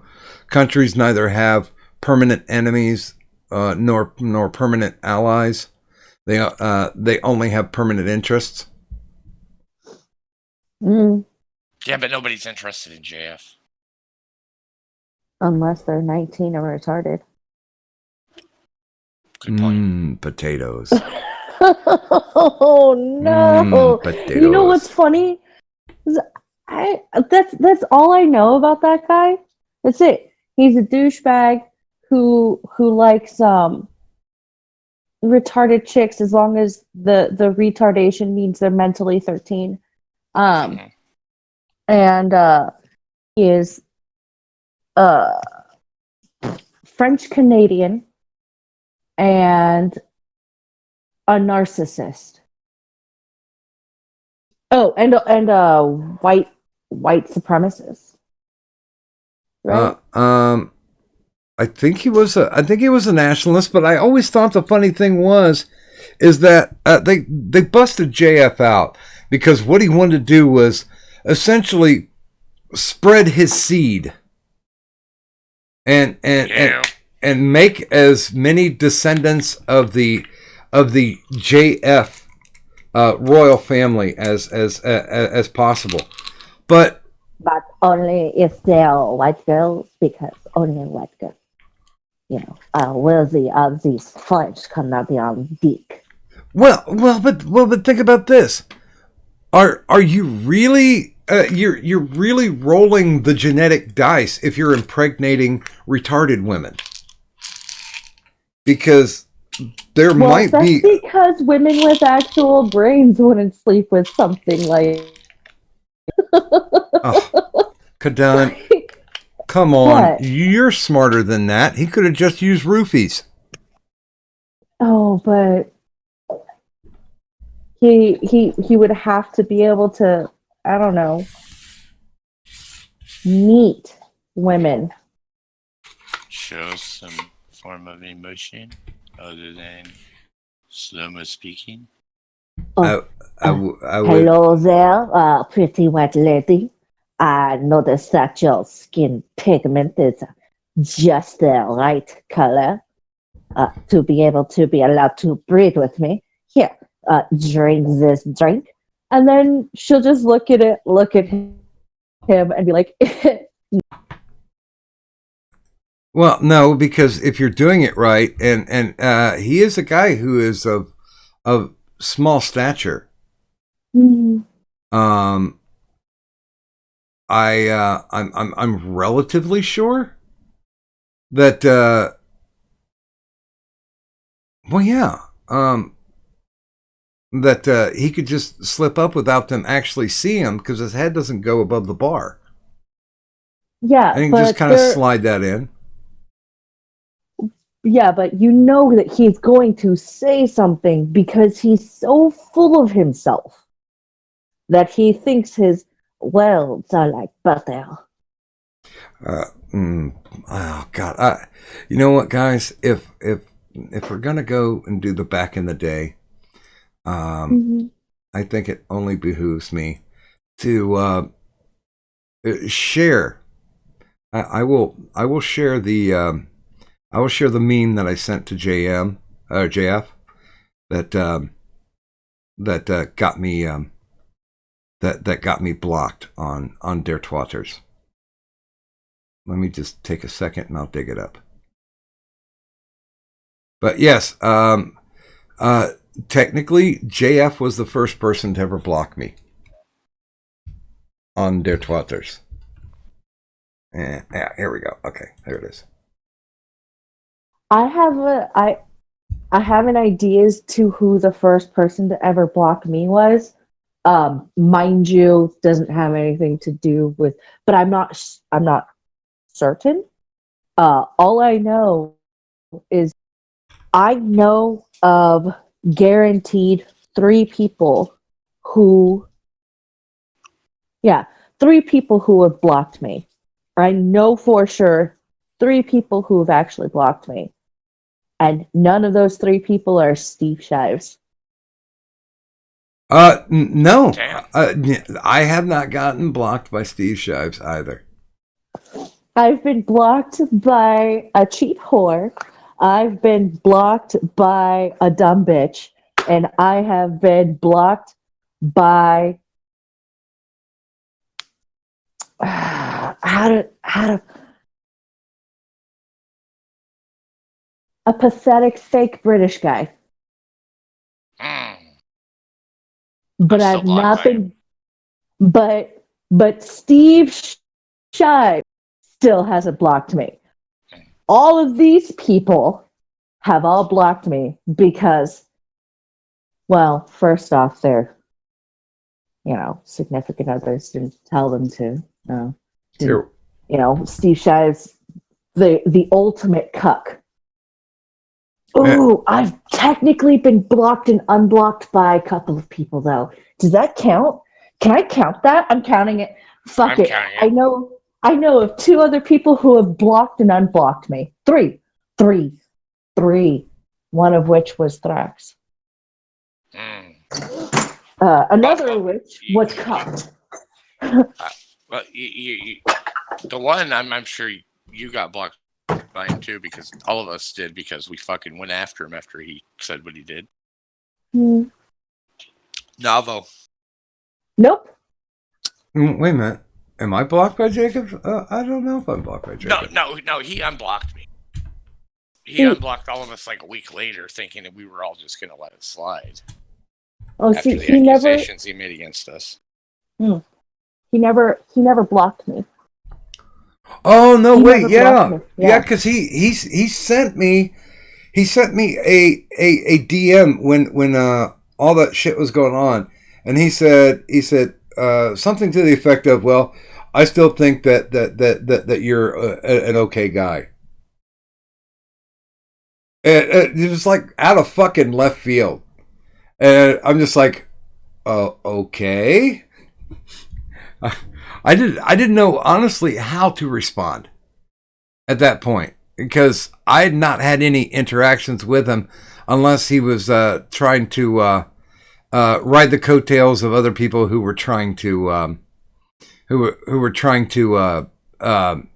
shit on me from that Chief Iron Wheels tribe. Hey, Buzz. Hey, Hi, what's Buzz. going on? Good morning. We're just reminiscing and talking about stuff. I was never blocked by Jacob Navo. I was blocked and unblocked by Thrax. I was blocked and unblocked by another person who he decided to send me an unsolicited dick pic when I had warned everybody that if you send me a dick pic, I will judge it, and harshly. So he blocked and unblocked me. I was blocked and unblocked by a cuck. You know what? That one, And it wasn't Steve Shives. I was going to say that one. That one is a very, very expansive definition of quite a few people out there. Oh, Doc. I don't know if I went into the story with you about it, but it's okay. We're not going to do that live on air. Oh, you're going to save it for the after screen? Because now I'm curious. I know I've been blocked and unblocked by quite a few people. One person did it multiple times, which he got his ass chewed about it. But I won't name who. I It's not on air. I got blocked by Memory Holiday because I was trying to see if I could get her and Jeff on Doctor on Call. I think she was kind of irritated because I said, "Listen, unless you come onto the show, I don't want anything to do with your husband. I want to interview you guys at the same time," and I got blocked. See, I'm gonna admit, I have blocked and unblocked before. Purely for the sake of, I don't want to follow them. Why are they still following me? I haven't. The only thing I've done is like unfollow, because there's some people who just I don't want to see what they have to say anymore. But I've never gone through. I never bothered to block anybody. I've still not blocked anybody on Twitter. I mean, I have muted, and what's the other cool term? Shadow banned people in the chat and just told them to fuck right off. Oh, I've done the whole mute thing. Like I'm mute happy with my thing just because I'm just like I don't want to see any of what you have to say at all. So By the way, good morning to Orla Seraph. hi Orla Sarah. But like I have zero qualms with muting somebody and unfollowing people. But I'm kind of at that point now where I don't care anymore. And if, like, I'll just mute. Like, whatever. Spout your shit. Nobody cares. I'm not going to pay attention. Well, I will occasionally, when I respond to something on Twitter, I will occasionally get some of those remaining dongoloids jump in and try to slap fight me, and that's essentially what it is. Anytime you hear them talk, just think of them doing this. I don't want to envision JF's girlfriends. Come on. No, Dev Goffin, funny. Where's Zal? Zal needs to do his death noises because it's about the same thing. You know, I sent a DM to see if he was still up. Oh, hold on. Somebody just sent me an unsolicited dick pic. You know what? That's some pretty decent lighting. I'd send you one, but I don't have a zoom lens. Ah. But I'll give that a 5 out of 10. I can't say I got 2 kids out of it, so it's. Literally. Let's see. I don't know, Victor. He's saying I'm sure Jeff is an okay dude IRL, but it's way funnier to stereotype him. You know, when he started talking about how he was doing like the straight edge shit, I didn't believe him because he had like ex-junkie written all over him. Because I know quite a few ex-junkies. And just the way that he was talking about, well, I mean, it was painfully apparent. One of the reasons why I stopped watching, what did they call it? Oh fuck, the one that he did with Wizard of Cause. It was a parody of Boondock Saints. God damn it! Somebody's got to YouTube Saints. YouTube Saints. Thank you. And man, I tell you what, just it just kept getting worse and worse. And you know, I've had some dealings with Wizard of Cause outside of the YouTubes. And the night that he went on, it was okay. It was funny for just a little bit when he was begging for money to pay his rent, and he was shit-faced drunk on because he had bragged about how he was drinking some very neat bourbon. He was drinking a very, very nice bottle of booze. And then he's talking about how he's going to get kicked out and how he doesn't have any money. And it's like, well, I guess all of your money is in those bottles. So there's no simpy here. Just go on about your business now. It really was bad. I mean, I've been drunk on this stream before, but I've never been the depressing kind of drunk. I'm usually always like the happy drunk, or if danger is about, I'm kind of the mean drunk. But it's the interwebs, so there's no danger, so I'm always a very happy drunk. But I cannot stand people who get on there and what was it? Muda from Some Ordinary Gamer was talking about shame begging, where streamers try to shame their watchers into giving them money. Oh yeah, there's a thought that does that currently. Oh God, there's several of them on Twitch. Wait, Yeah, does it work? Yeah. Well, I don't know, but the one I'm thinking of is this fucking obnoxious bitch called Bad Bunny. Hold on. Let me see.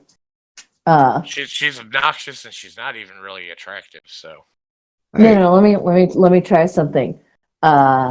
If y'all don't give me money, then shame.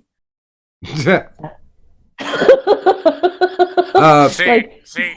this is why I wish I had the sound clip from Game of Thrones. Shame, ding, ding, shame.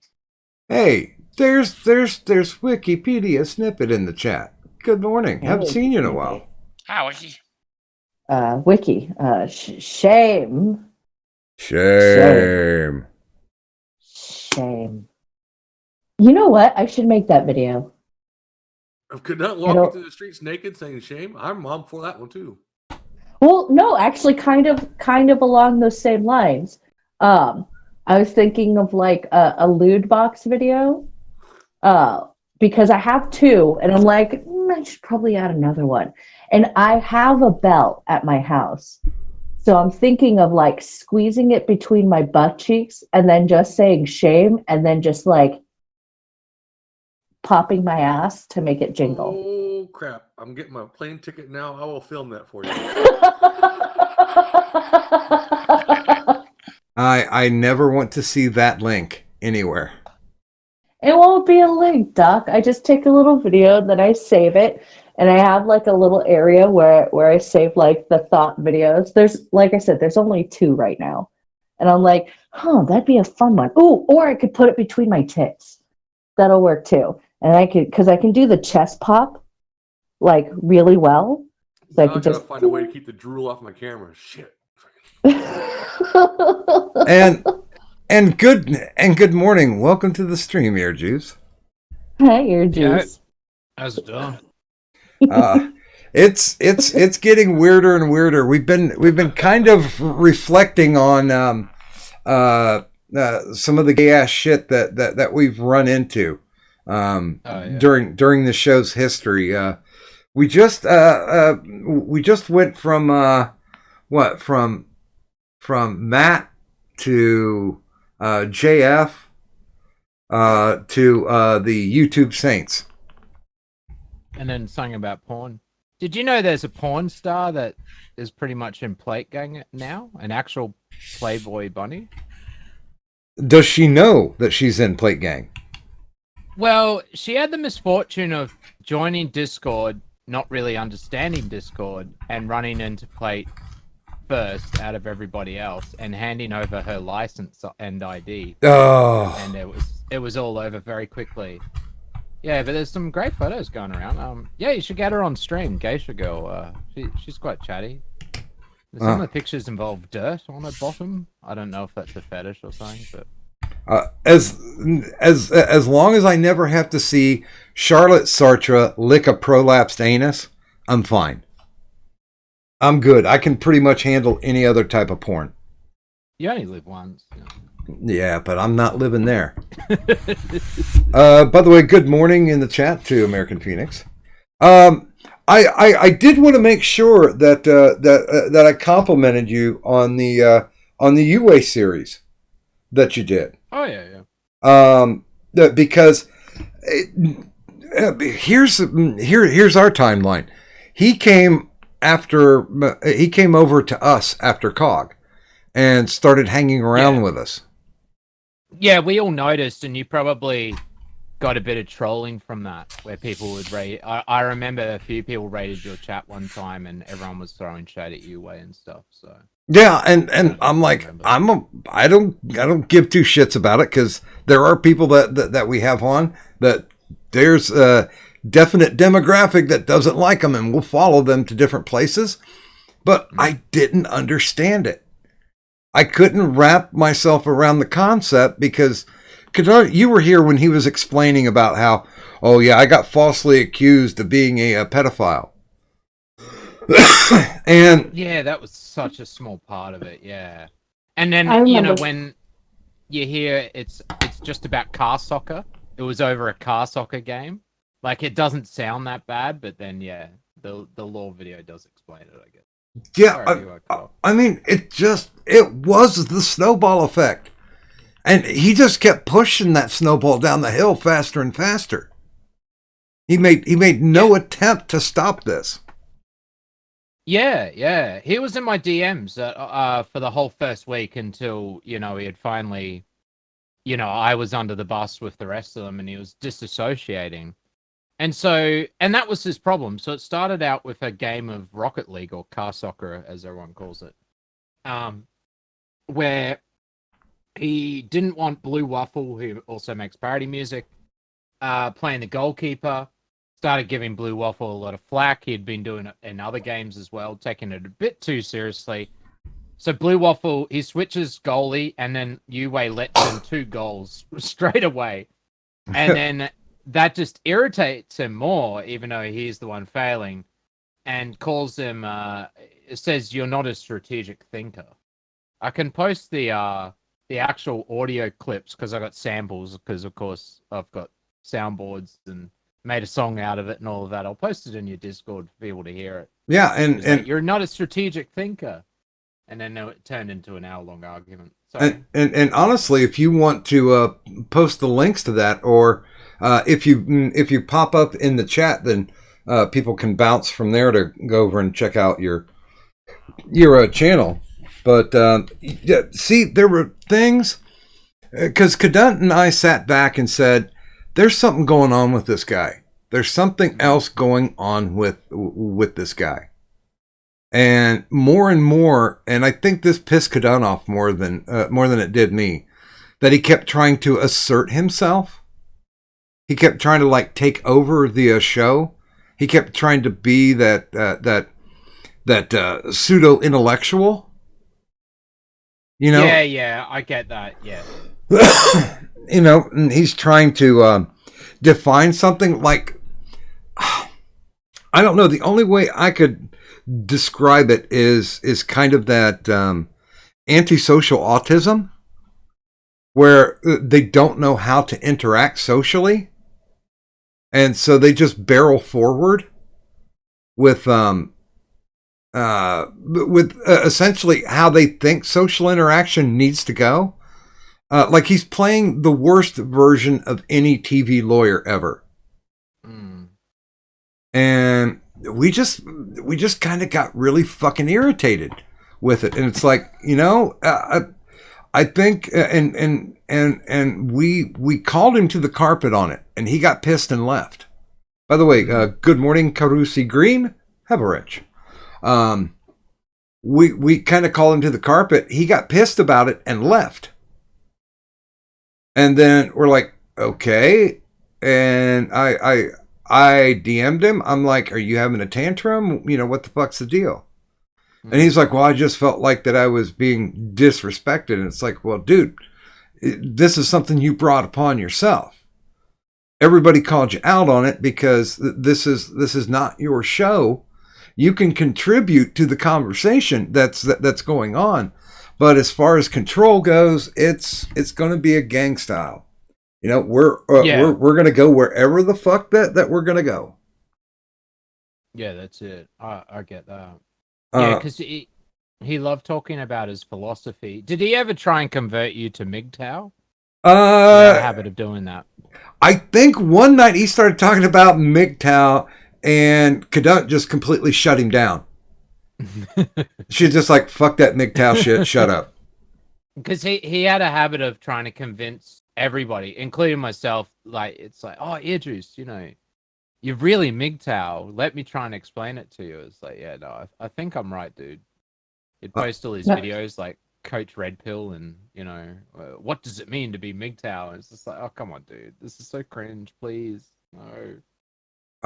See, Go ahead, when Kanan. it came to him,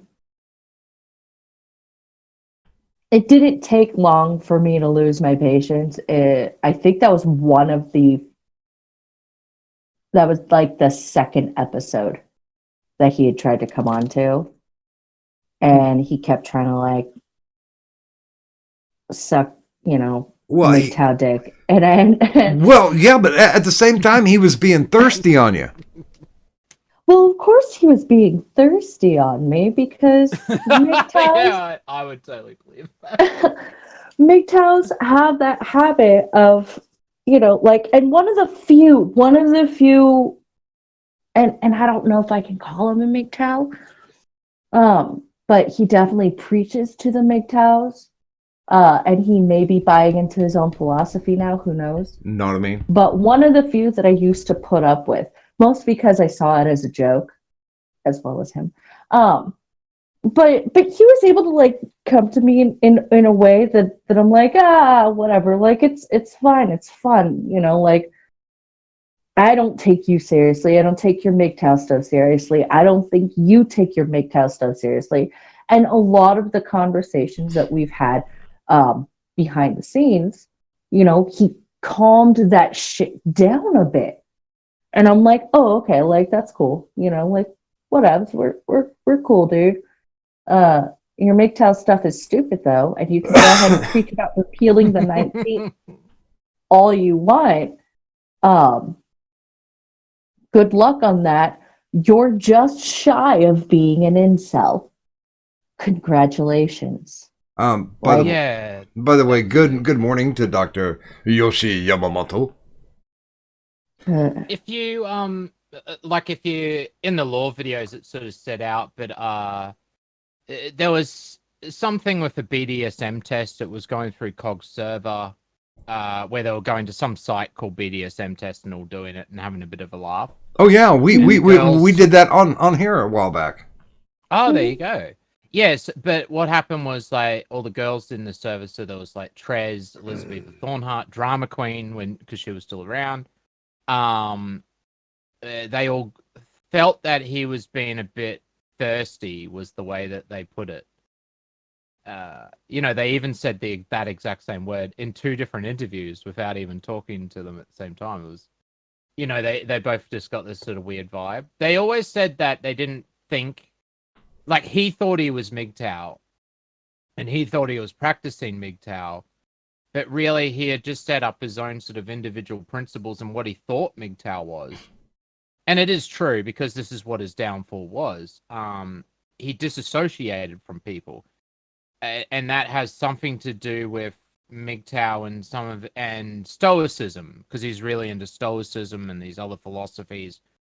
And so he just misinterpreted what it means to be stoic and what disassociating means. Mm-hmm. He thought that people that were giving him shit and banter were externals. So within Stoicism, externals are the things that you can't change. So it's raining on your wedding day. You know, there's nothing you can do about it. You know, it's a brilliant example. I don't think I need everyone, I think, gets it at that point. Yeah. But he always saw it as, oh, Cog's giving me shit and wants to see the stream about this car soccer stuff. Well, he's something that he's an external, so I'm just going to disassociate with him and put him out of my life. It was like he just got the principles and how to handle things a bit out of order, and that was his biggest downfall. So he disassociates with people that over a silly game of car soccer, all this other stuff, like within this VC after the show, just totally spazzes out. Everyone's just like, okay, this is a bit weird. Cog brings it up on stream. And yeah, okay, maybe Cog went a bit too hard. Maybe he didn't need to do a stream. As I was saying on the last show, you know, he loved to do the bandwagon stuff, and people would sort of jump on it. Oh, yeah. And so it turned into a big thing. But then anybody that gave him a bit of criticism, he just said, no, you're an external, would disassociate with them as well. And he just disassociated with more and more people. And it just kept getting worse and worse. And over a week, it was just turned into everybody, basically. Yeah. And he was trying to be stoic. And so he was getting all this other criticism. So he wouldn't respond to them anymore. He would just cut them out of his life. So that was just pissing off everyone as well. So it's just this like ongoing circle that just kept increasing of more and more people being disassociated with. Wow. I would not call him stoic. I definitely would not. No. It became a bit of a meme with him, yeah. I would call him a weak little nutsack. Because all it took was like the slightest little flick, and he's constantly pulsing for some semblance of attention, and he has no real idea as to what he's even spurting out half the time. He's just hoping that it'll land. Well, and stoicism to me, just breaking it down to, my old boomer thoughts, is basically taking shit and not really caring, not bothering to say anything about it, not needing to have a response. And he always needed to have a response, which is completely the opposite of stoicism. Yeah, well, he cut people off for that 1 week, but the other problem is that he took it also personally, and it really did affect him. And he told me as much after the fact, where he was lying in bed just thinking about his online woes and car soccer. Like I said, he's a weak little nutsack. Now, ear juice. I know I can't explain this properly, but Kadant, this is a story that I want somebody who understands it, because it made my mind fucking wobble. They had, I'm guessing this was the Discord conversation, not an on-stream conversation, where they were asking UA what a pussy felt like. Dude, okay. My sides were fucking hurting. I was thinking 40-year-old virgin, like when the guy was explaining how a tit felt.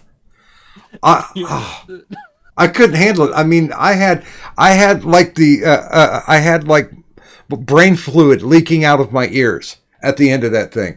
That was amazing. It was good. That was Plate Gang. They had recorded him once before with Cog and got Cogsberg out as well. But as I was telling you yesterday, UA thought Plate were cool. Didn't matter what Plate did. Plate were causing all sorts of problems, especially during the car soccer week. But he didn't care. Plate were cool. He wanted to be one of Plate. So they invite him in his server, and he's trying to talk about Top Gun, the new trailer for Top Gun, and how cool that looks and all of this. And they just keep turning it back around on him and just start asking him about MGTOW and that. And then, get him to describe a vagina. A lot of people called it the podcast of the year. You can download it on SoundCloud. I'll find the link and I'll post it for you. So I'll be able to get it. It's on Hef's channel. Well, and also you recapped it in your your vids too. And I mean, I was just like, what the serious fuck? The fact that he did that in amongst all the other bullshit, it was like he just made every wrong decision possible. So, he's disassociating with people over nothing. Then other people are criticizing him for that, so he disassociates with them. I try to get him on FTW so he can make an apology. He doesn't want to go. Instead, does his own stream, shitting all over everybody, saying that he's right and everybody else is wrong. And then when it you just don't think it could get any worse. Where it's just like, Yue, just don't do anything, dude. He goes into the plate server and gets recorded for 2 hours, describing vaginas as sand and I think Yeah. it was smooth and slick. Or Yeah. He said it was slicker down at the bottom and rough at the top. rough at the top. That's it. And I'm just like, dude, I'm gonna have to guess you haven't seen a pussy since you were born. So I have a very important question Hmm. Is it because about vaginas? fortunately I have one of my own and I know about it. No, actually, it's about the person, the little nutsack that we're talking, whom we're currently discussing. Is he a fan of Sandman? What, Neil Gaiman, Sandman? Is that what you mean? No, there's a YouTuber called Sandman who talks of. I'm pretty sure he's like MGTOW or something like that, and he talks about how women have like evil magic in their vagina. They let out this stuff called copulins. Oh It's- man, that it's sounds really like some. retarded. That sounds like some It's- L. Ron Hubbard shit. Yeah, it's really retarded, and it makes me understand why it is MGTOWs have this not only clear and obvious hatred of women, but also a fear along with their desire, because the mystical, magical, malevolent vagina. It scares and entices them, mostly because they're probably just too afraid to admit that they're gay. But yeah, there's this guy called Sandman, and he makes retarded videos, and I didn't pay attention to half of what Yue said because he started opening his mouth, and I'm just like, checking out. So I was unaware that he believed all this stuff. I know you guys had tried to get my attention at one point and were asking me about my vagina. Not you guys, the other people that were on the stream that night. Okay. I just accept the fact that you have one, and I've moved on. Yes, it's there. I don't know. it. These lewds I'm hearing about. It's piquing my interest. Well, but I'm her internet dad. I'm not a Rule 34. That doc, not pique my interest. Doc, cover your ears real quick. Yeah, I'll go mute. Goddammit. Hold on. Yeah. There. I don't know. These lewds I'm hearing about. It's piquing my interest. Well, but I'm her.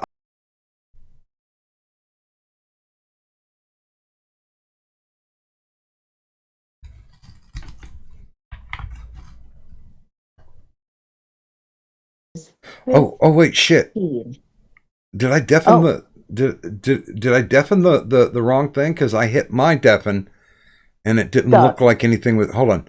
Go ahead and talk for just a second. Hold on.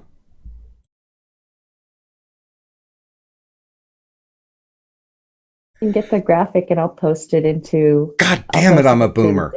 Yeah, sorry guys, that was me. I tried to deafen myself, and there, I deafened the whole goddamn stream. Oh, just let me suffer without the technology. Okay, Yeah, all right. No, go ahead. No, I'm in. Let's do it. I'll give you $15. You send me a lewd. It's a random. It's a random lewd. Oh, come on, you pick it. Nope, it has to be random.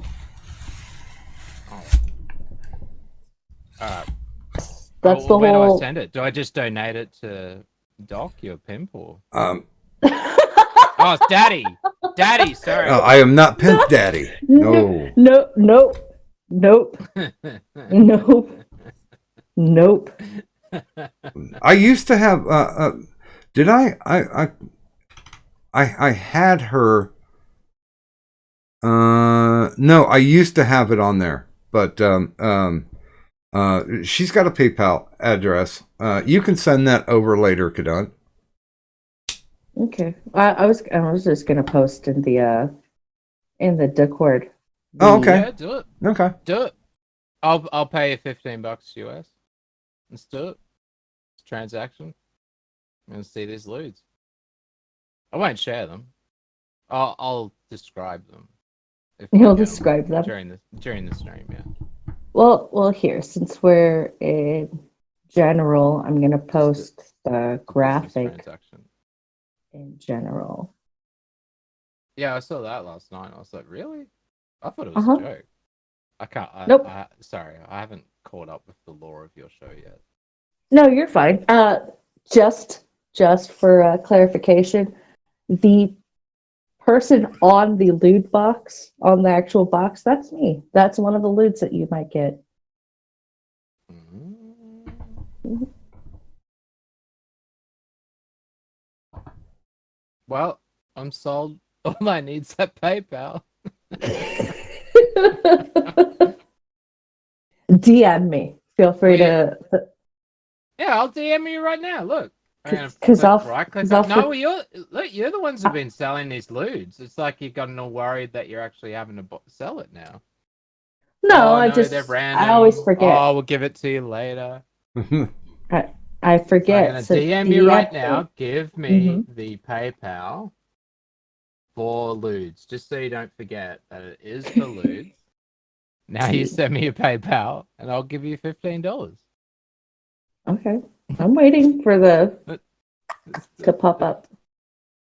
I'm also currently counting how many lewds I have, so I know what number to like between numbers you have to choose. I'll have to choose a number. Well, I'll choose a low number because I reckon you probably started out really creative with your lewds and stuff, and then by the end of it, it's like, I'll just do open legs or something, you know. So the Actually, excitement no. sort of- I refuse to show twat. Like I said, I don't make them explicit. No, but you know, like yeah. tasteful open legs. You know, like it could be open legs on the couch. I've actually yet to do a lewd like that, just because. Really, I- Punky did them all the time on FT. Yeah, I never thought to do that. Mostly because I'm like, Well, you're the one selling lewds on the internet. I know. Well, I'm not good at this. Okay, I'm bad at being an internet thought. I'm really bad at it. All right, I'm trying. Okay. She's getting better. It's like this hasn't happened before. Like you've been trying to sell these lewds, and now this is the first time that someone's like, "Yeah, okay, whatever." I'll go It's 15 not. bucks." It's not what's the up. first. It's not the first time, but it's the first time someone's like, "Yeah, sure, like give me the random." You know, like I'll take a random one, like whatever. Oh, what? You know? Can I not get a random one? Is there? There's the Yeah. custom ones, Oh. yeah. Oh, custom. But there are rules within the custom, and I will not send it to you tonight because I'd rather be able to be at home where I have my Sharpies. I'm currently at my sister's house, so I can write your name on my body somewhere. How much is that? I believe that's 25. That should be posted in the thing. Oh yeah, no, let's do that. Yeah. Yeah, no, let's go all out. Hey, chat, can you? Oh, well, what are the rules first, and then we'll get chat to decide. I'm thinking a handstand, headstand, but we'll see what chat says. If my This is great. It's $25 I've ever spent. No. I'll pay for the lewds. Chat, you just help me decide the custom pose. Yeah, I just need specifics as to what you want. I will not show my vagina. I won't. That's fine. I'm not showing my asshole. I won't do that. Oh, dang. Oh, well, I'm out. Yeah, No, sorry. And nip is likely to be covered. Yep. Okay. There's a high possibility of that. Mind you, not necessarily a guarantee. because I can only control the picture so much. And my face, if I don't put a filter on it, which I probably will just because I find that entertaining, to put like, I don't know, an animal filter or whatever on my face. I can give So you my like, deer mask head, like as a PNG. You could put that over your head. well, I also have like a little mask or whatever that I could wear, but you know, yeah. Um, I almost Rainbow never clown do anything vegan. full body. So I just kind of need like certain specifics, you know, like most of the time, how bare Alright. do you want? Well, Kadun, I definitely I'm gonna put in my preferences and then we'll see what chat says. So Well, my you're the one paying for it. preferences. Yeah, but I want chat to help. So no, heads like they're saying headstand just because I said that, but I'm taking that back. I'm going definitely for panties and socks. I like socks. Well, I don't like feet. Okay, so you want just regular socks? Yeah, like white socks and no like lacy panties sort of stuff. Just whatever, normal panties. wait, are you Colorful. talking like knee socks? No, just normal socks. Oh, okay. Cover up the feet. Go with that. So All right, you now just let's want say the what. feet covered? Yeah. Because like all right, I have like a pair of like these Aquaman socks. I have a pair of stockings. I have Let's go with Aquaman. thigh-high fishnets. No, I'm not. I'm a simple but man. Go with the Aquaman socks. Unless they're like, Aquaman. you know, got bloody seahorses hanging off them or something. No. But yeah, like All right, well, I have a chat bunch of wants random different stuff. masks, like a kangaroo mask or an emu mask. Oh, Evil Dead Ed saying a Clown wig. burqa. A burqa? I don't Good want a God. burqa. Come on. It's gonna be sexy. What? Okay, what position, chat? Like, so there's lying down, legs up. There's on the couch, elbow to the head. There's like on the paws, like and turning with your head. I think that's a good one. On the bed, sort of on your knees with your hands, look, sort of turned away from the camera so you can't see your face. Or I'll give you the ear juice mask to put over the top of it. By the way, good morning to Ayek and good morning, Full Metal Joker. So bitches. Kadun, are you having fun? Kind of. Like I'm actually like taking notes. I'm like, I've never thought to like ask about these kinds of positions. I usually just ask, so what do you want to see, tits or ass? Because it's the main thing people want to see. Like they don't really care too much about the position. And then I'm like, all right, like, so do you want me like just kind of to the side? Do you want like a full? Because one person has actually gotten a custom before. And they're just like, I want to see the ass. And I'm like, okay, so do you want to see it like kind of from the side? Do you want to see it like in a thong or in a pair of like booty shorts or like, As long as you don't ask for a pose that you could get from JF's girlfriend. All right, so no trying to bite the ear and scratch my right elbow with my right hand. Yeah, trying to lick your elbow. Well, all right. So do I need to write this down or have you got it? Feel free to. You know what? Feel free to type it all out to me in the DM. All right, so that this way I'll have it because since it's a custom. We're definitely going normal panties. Yeah. That will be all right. Aquaman socks? Is that what you said? Aqua. I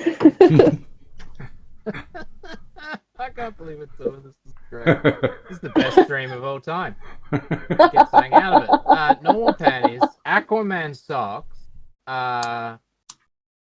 on all fours, like, and then head, and then you can do whatever with your head, and if you want to have your breasts out but not show them, just do that or something. I don't know. It's up to you. On all All right. fours, on the bed. All right, and then From- anything else. From the side, And- from the front, or from the back? Oh, that's a hard one. You want me Sort on of all from the fours. back. It has The back and side, yeah. So you get the butt in, and it's prominent, okay. but a bit from the side, sort of on an angle style. Okay. I'm sure you'll do well. I'll figure it out. I'm just trying to decide where to write your name now. By the way, it's going to be written on my body terribly. Yeah, no, I got that. Because, Well, like, especially I'll if you put it as probably- a tramp stamp or something. Yeah, it's hard to do. Oh, that'll be a whole different kind of angle than.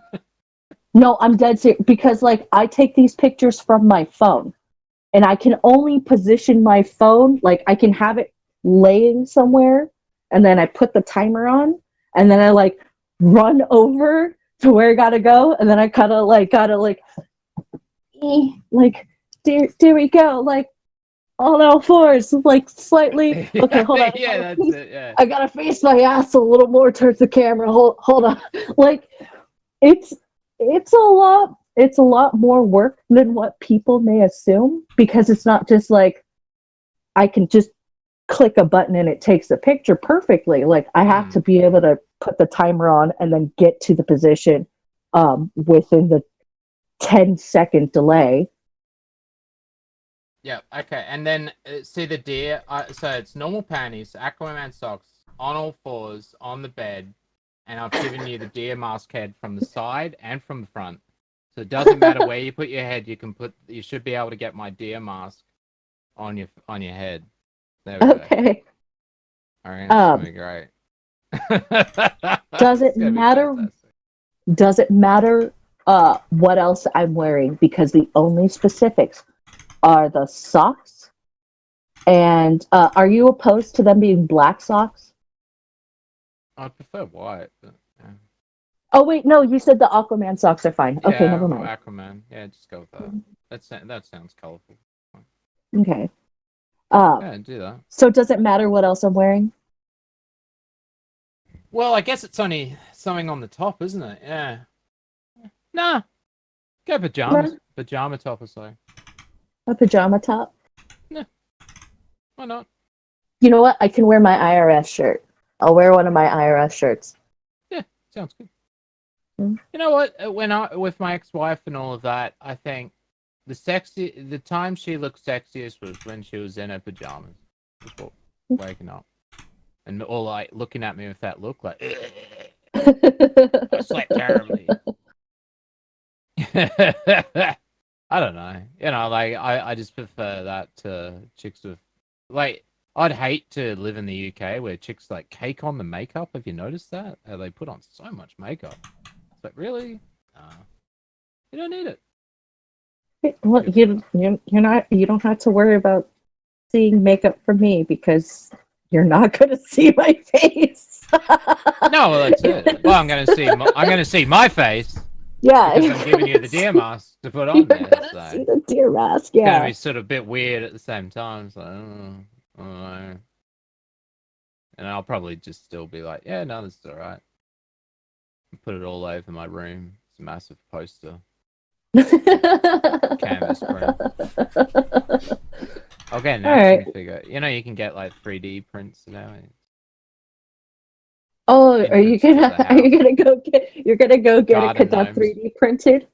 Yeah. Garden gnomes outside. That'd be, you know what? I'd be. I'll put totally wheels on on a your feet and knees, and then you hold on to my little antlers or the deer antlers because you'll be wearing the deer mask, and then turn it into like a kid's bike sort of thing. There's all sorts of marketing opportunities. This $25 turns into potential. That's what I see. I mean, hey, whatever you want to do, right? Yeah, that's it. Well, I still haven't seen your PayPal address, so I'm excited. Yeah, I Chat didn't really won't come up send with it anything to that you. stood out. Otherwise, I was going to I'm- buy another one, but that's all right. I won't send it to you until I know I'm ready to take the picture, No, which you're will good. be sometime tomorrow. Well, mostly because like I don't want you sending me the money at any point right away until like I know I have the picture for you. I You reckon know? she's chickening out. Sounds like you're quitting, but no, that's all right. Don't have to if you don't want to. I mean, it's your lewds I know. that you're selling. If you do get it though, you have to come back onto IRS and you have to take that shit back. Take it. Oh, if I get it, yeah, no, that's all right. I'll make an apology. I'll post the actual loot on Twitter and make an apology. No, she gave it to me. It's all good. You So, can. I don't care. So yeah, well, that's what I was about to ask. So it's we're allowed to share it, or is it a no share? Like, what's the deal with that? Well, considering the fact that this is a custom, it's gonna have your name on it. I'll know exactly who's sharing it out. Like whatever. I don't- Yeah, well, of course. Yeah, But like, are you I don't okay care. with us sharing it, or do you not want us to share it? As Like, long I as you need don't to link know me. Just don't link me. Uh, And I'm okay. Feel Here's what weird I would doing it without permission. That's pretty weird. technically, for you to share it, I would want you to charge for it and then cut me a percentage. Yeah, who's the real You pimp? know, I hang around with like devious people and evil servers.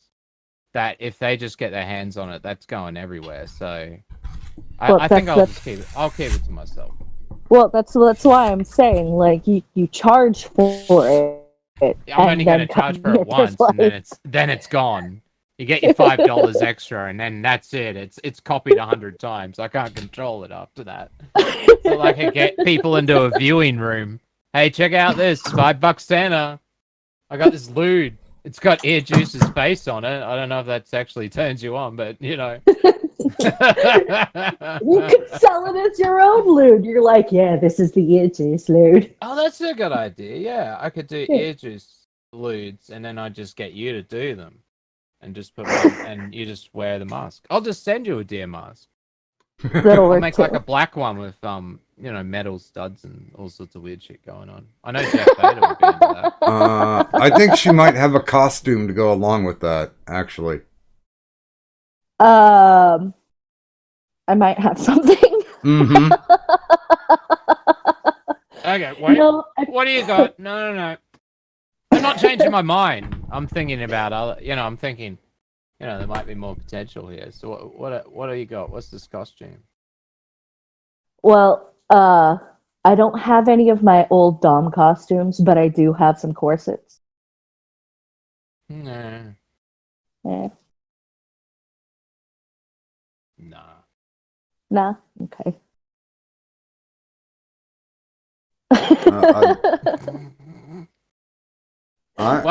I just don't want to step in the I'm middle of the excited. negotiation.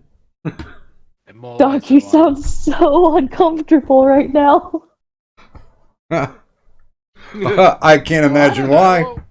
What were you guys expecting? Like, you sell lewds on your show. It's so like, all right. Yeah. I got money. I got $5. $25 on it. I mean, for a custom piece, Yeah. No, Victor. I'm occupying my time reading via chat. So he's avoiding listening to this as best as he can. Yeah, well, I don't want to be like you, Way, and talking about, pussy and shit like he was, and just taking over the show. Hey, so Ear Juice, what does a pussy feel like? Alrighty then. Gets over everything. Nah. I was literally amazed by that. Well, Oh, it's that's a well, lot it's tougher. wet at the bottom and it's rough at the top, and I'm like, whoa, huh? Yeah, rough at the top. What are you fucking?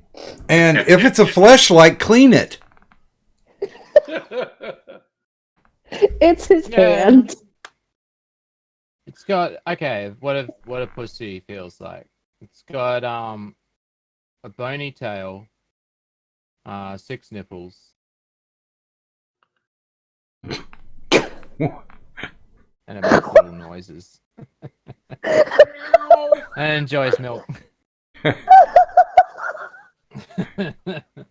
Oh my.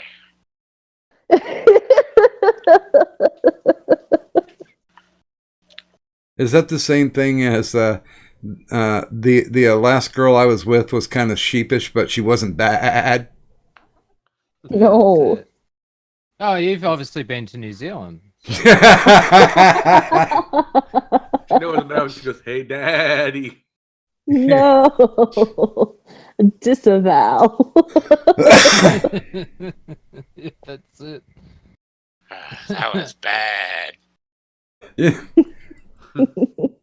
I've I don't know never. about that guy's voice. I could do not sell leads to whoever just spoke then. Oh, give him leads for free. Okay, Pickle, you get a free lewd. No, I don't. He won't know what to do with it. You can just tell in the voice. Oh my god! Female bodies! Oh, Oh, good I'm God. still but I can't counting. talk. I can't talk. No, I don't know. I can't even remember. It's been a few years since I've seen it. Oh no, well I work at a brothel, so I guess I've seen vaginas. I haven't played with a vagina in a few years, not since my ex, I don't think. Well, there are some women that will make you automatically try to keep the vagina at a distance. Because once you stick your dick in crazy, it's almost over with.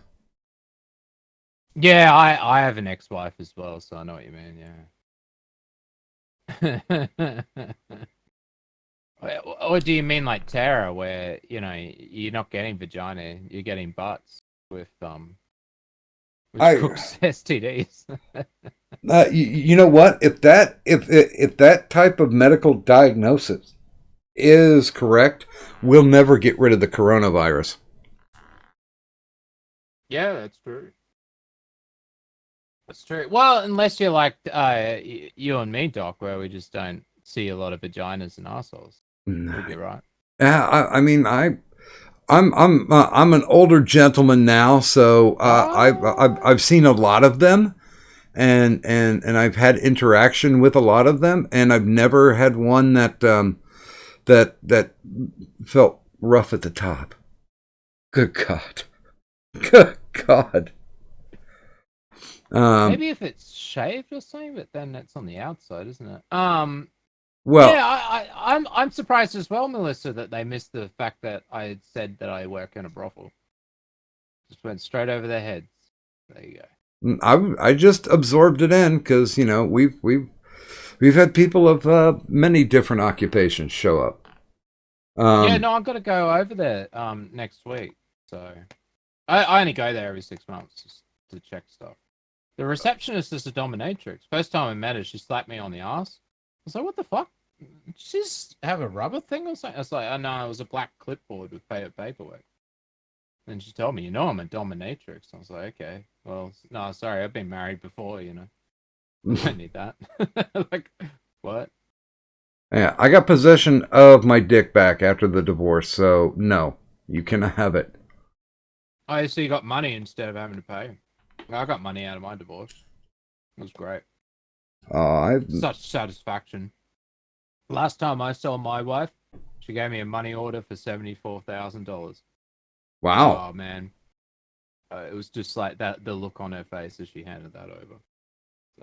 That's kind of nice. By the way, good morning to Memes of Destruction in the chat. Now that always that made me think back, and I know I've told this joke before, so chat, you can start the boo bird soon. Guy goes to a whorehouse and says, I really need to get laid. And the madam's like, well, we have many women, like take for instance, a beautiful woman comes out, and it's like she's only $200 for the night, and he's like, well, hell, all I got's $20. And she's like, no problem, we can get you fixed up. Go up to room 112 and wait. So he goes up to the room. A girl walks in. She's not ugly. She's medium attractive, and she's kind of built nicely. And she's like, okay, so we're gonna do a shag, and let's go ahead and get started. And so he starts working his magic, and he starts pumping, and he's like, ow, god damn, it feels like I'm fucking sandpaper. And she goes, oh, I'm sorry, hold on, let me just go to the bathroom. And so she runs into the bathroom, comes out about 10 minutes later, and they start going at it again. And he notices, god damn, this is nice, this is lubricated, this is good. And he's like, he's pounding away and going, damn, well, what did you do? And she's like, oh, I'm sorry, I forgot to pick the scabs. Yes, and now you can boo, chat. And good morning to Ecstasy of Thinking. Yeah, Carusi brings up a good point. Captain, we did IRL story competition on EJAS last weekend. Just had to do it on the other channel because I got flagged. But yeah, we had some good ones. And Captain Weeb rang in, and he ended up getting way too high off brownies and had never been stoned before. In Amsterdam, and ended up in a BDSM brothel, being handcuffed by two massive men and being whipped relentlessly by a dominatrix for an hour and he had candle wax and all sorts of stuff put over him. Oh and my! he ran out of there into the middle of the street with his clothes in his hand. He just left straight away. I gotta make phone calls, so I'll be back in. Okay. No, Evil Dead Ed, that's not a real story. That's what people call a joke. Good God. Although I have included like anytime you get like friends talking about, just give me your best punchline. That's the punchline I always give. And people are like, you know what? I'm really curious, but I don't want to know what the joke is. I don't know. Something about scabs. I've got another punchline that has the word pus in it, but yeah, we'll save that for later. Right. So, Kadot. Huh? How are you? I'm alive. Are you having fun? Yeah. Okay. I just wanted to check and make sure. No, I'm counting. You know what? We should make that one of the trivia questions. How many lewds do I have? No, how much is it for a custom lewd? That's a good one. Because the custom lewd is the same as the lewd video. Wait a minute. You can get videos? I have 2. Hey, well, why didn't you say that to begin with? Like, Do you want they're very short videos. But they're only 25. And you get to hear a nice little smacking sound. Alright. No, actually, Ecstasy of Thinking.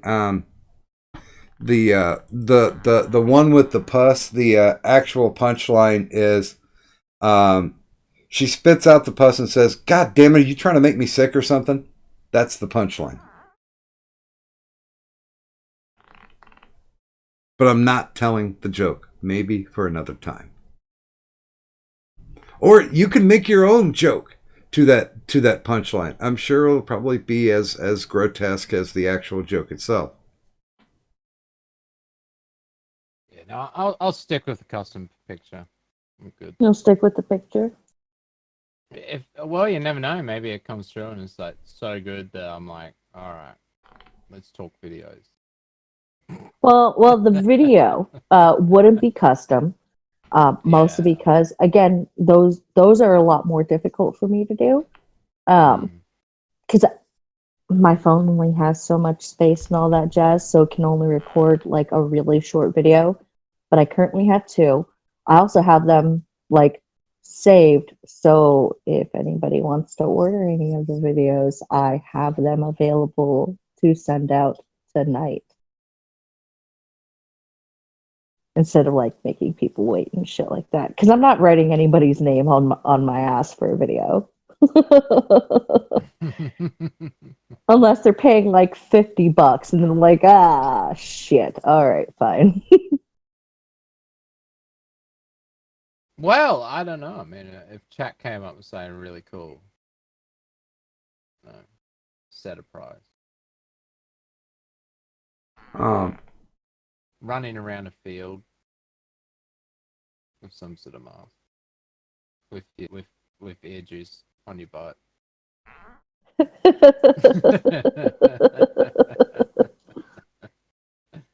Bungee jumping. Bungee jumping. Yeah. Have you gone into? Are you thinking about going into bath water or something next? I mean, I'm not gonna do anything that's gonna get me arrested, and I'm not gonna do anything that's out of my price range. So, sorry, bungee jumping is out. Same with running through a field. Oh, but when we do the mining in Nevada, Sir Adamantine has requested a picture of a sweaty, shirtless Mr. LM with his name on his butt. Probably. Let's be honest. Yeah, most likely. He would rather have something else than his name on Mr. LM's butt. I'm almost positive. Yeah. Yeah, by the way, did I mention that this is COPPA compliant by being rated 18 and up? Come on. There you go. I don't know why it keeps doing it, but... Discord's been so weird as well lately. Yeah, What is that sound? Does anyone... Yeah, no. I think that's my chair. It's hitting the back shelf every now and then. It's hitting my Walking Dead figurines. It's not that exciting. So no, I'm not wearing leather panties. I learned my lesson when I was young, sitting bare ass naked on a leather chair. So no.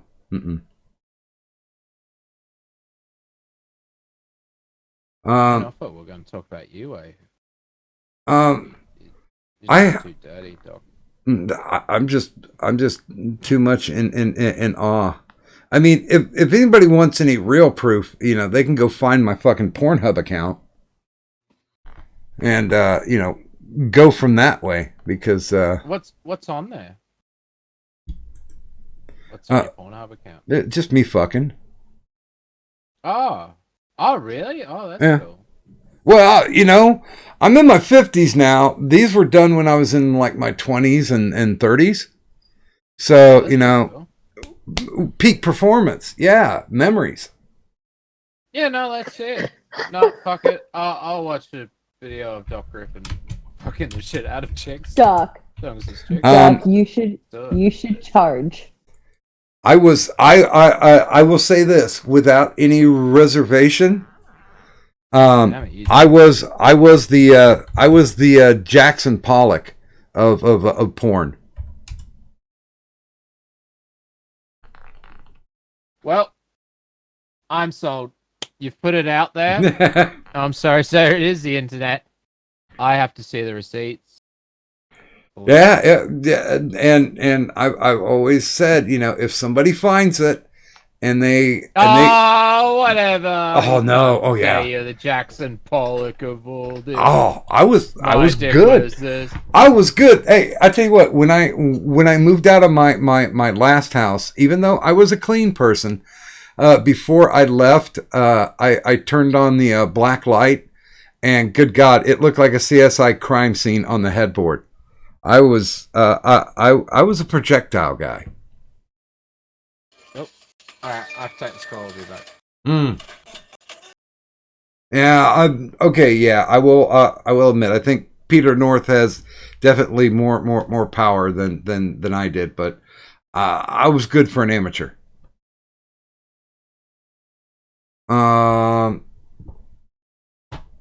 Wait a minute. Cadet, I'm gonna send you a DM.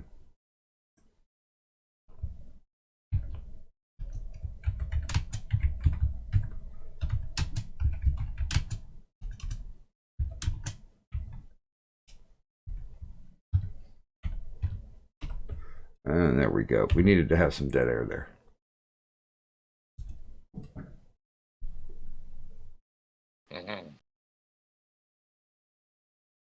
So it's a quick read.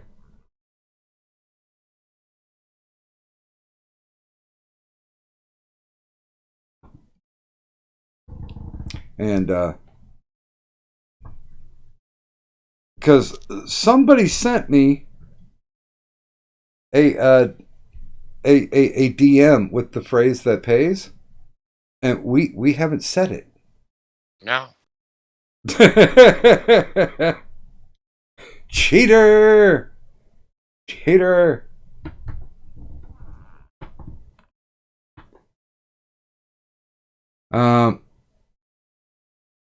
So that would have been fuck you, Wiki. It wasn't the 90s. Yeah. The 90s was a fun time for me. It was a good time. I was a good man whore. And good God, man, traveling, setting up telemarketing offices, there was always somebody willing to take the dock wagon out for a spin. So that was kind of fun. And I've actually said with sincerity when somebody asks me if I have kids, that I will say, in all honesty, none that I know of. Although I was a very safe guy.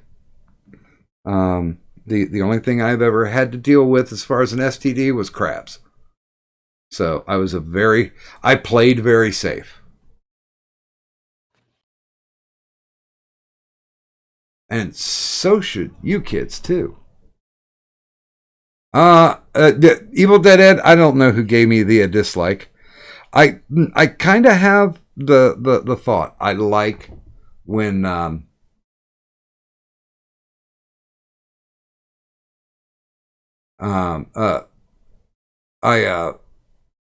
like to have the thought in my head that it is actually William, because William used to downvote us every time that he showed up, and that just shows that he loves us.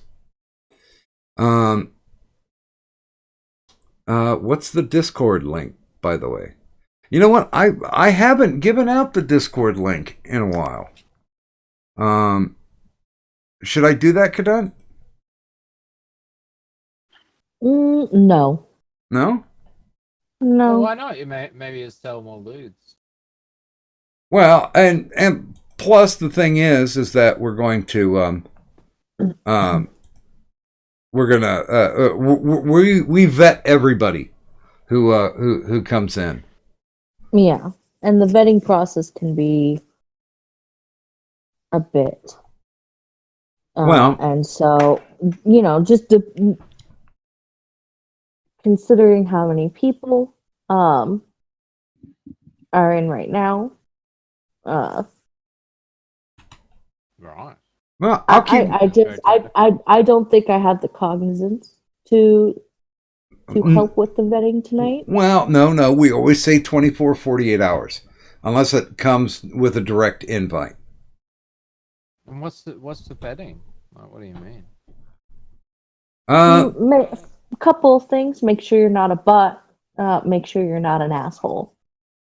And Okay. This is yeah. no plate speaks. Yeah, and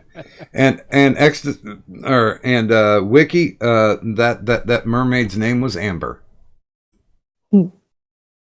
So yeah, okay, I'll put it in here. Here's a 24-hour.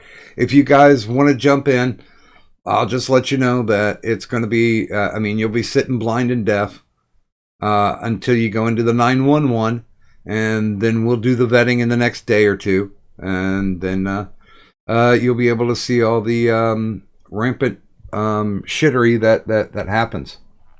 Although most people you would know, it's like, oh yeah, I've talked to that person before.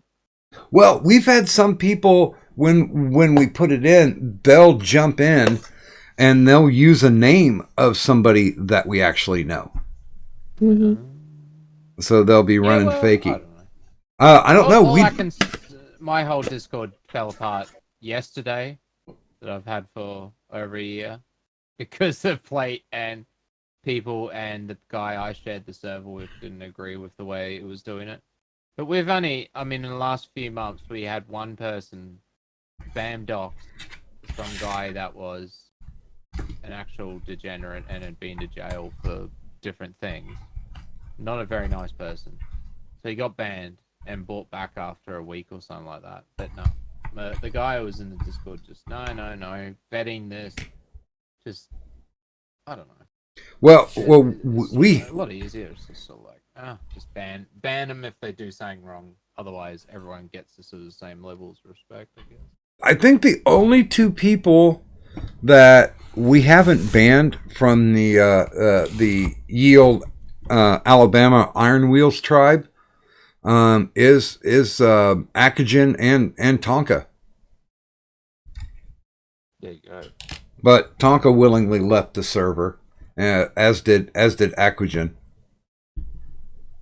And good God, we had like a half a dozen of them sitting in the coma ward for months. Because just like, you have to let us on because we have the right to speak. I was like, motherfucker, no, you don't.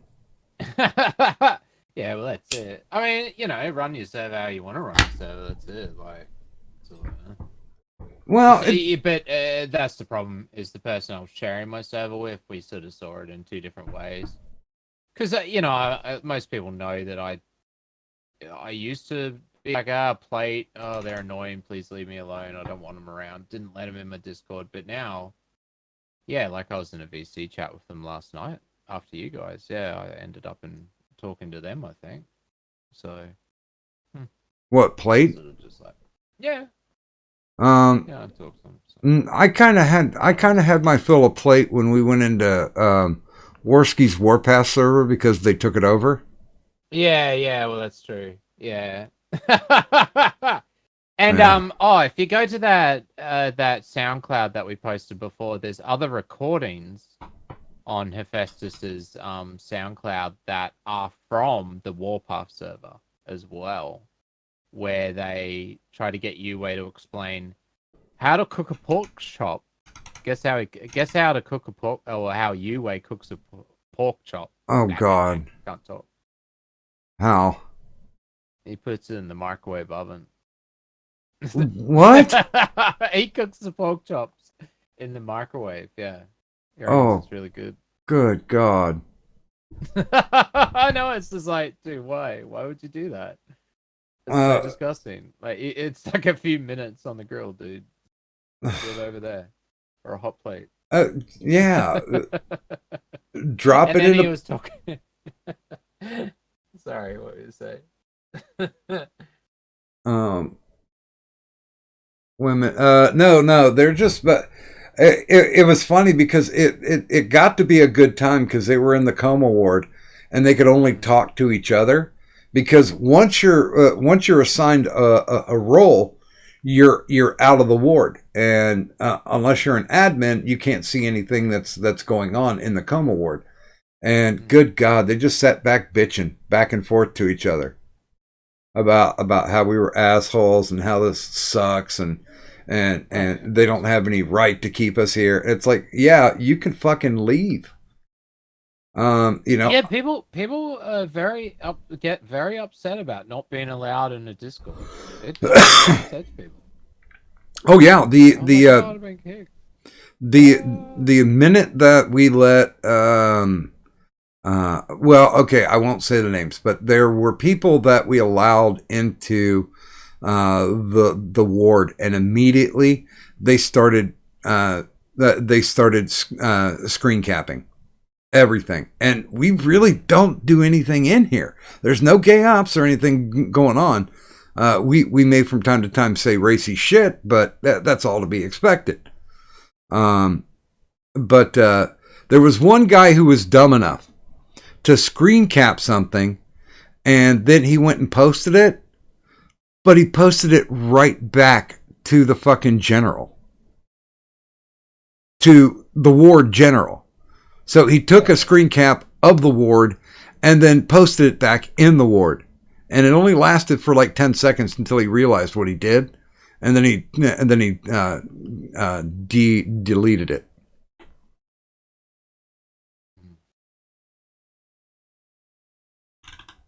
Now that was genius. And yeah, to answer your question, Nayek, I've always thought about having kids. But yeah, this is where they're going to pin the cuckoldry on me. I have helped raise four kids. None of them carry my genetic material in any way. And I'd say I was about 75% successful. So, I enjoy being a dad. I kind of like enjoying being an internet dad more, because there's really a lot less responsibility. Well, yeah, and you get to make money out of lewds. No, now her lewd money is all hers. That's like her coming home from a babysitting gig and me with holding my hand out. No, whatever she makes, she keeps. No, I lewd money goes straight to bills. Like, I'm not even gonna lie. It's either going into my gas tank or going towards like my phone or electric bill. Well, step it up, chat. You heard her. She needs to pay them bills. She's got them lewds, yo. We should do an advertisement. I can do it.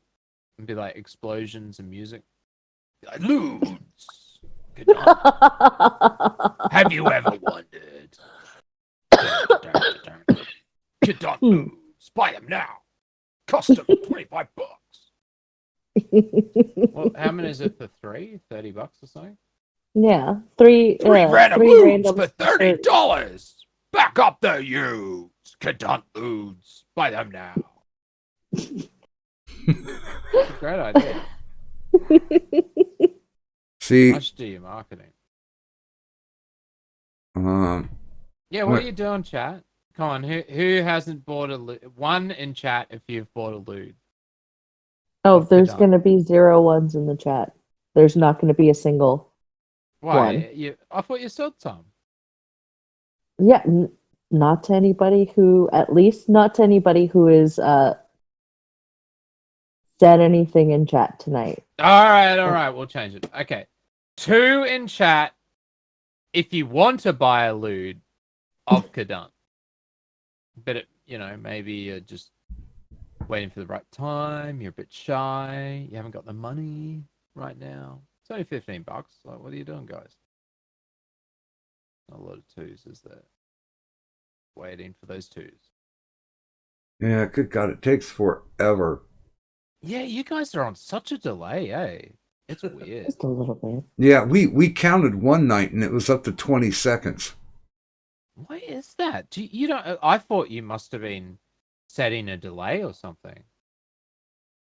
No. Because mine's never that bad. Never this bad. This is like Bitwave bad. Yeah, I mean, I went through what the parsing was supposed to be, and we were supposed to have no more than like a 5-second delay off of it.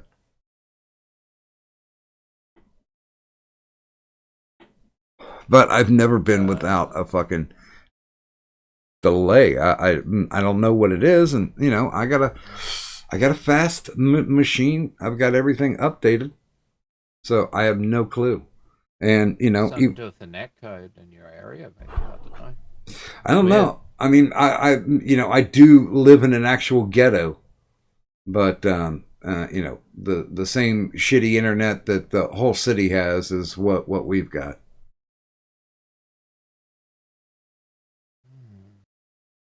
Sexy pin-up pictures. Well, there's some numbers, but there's no twos.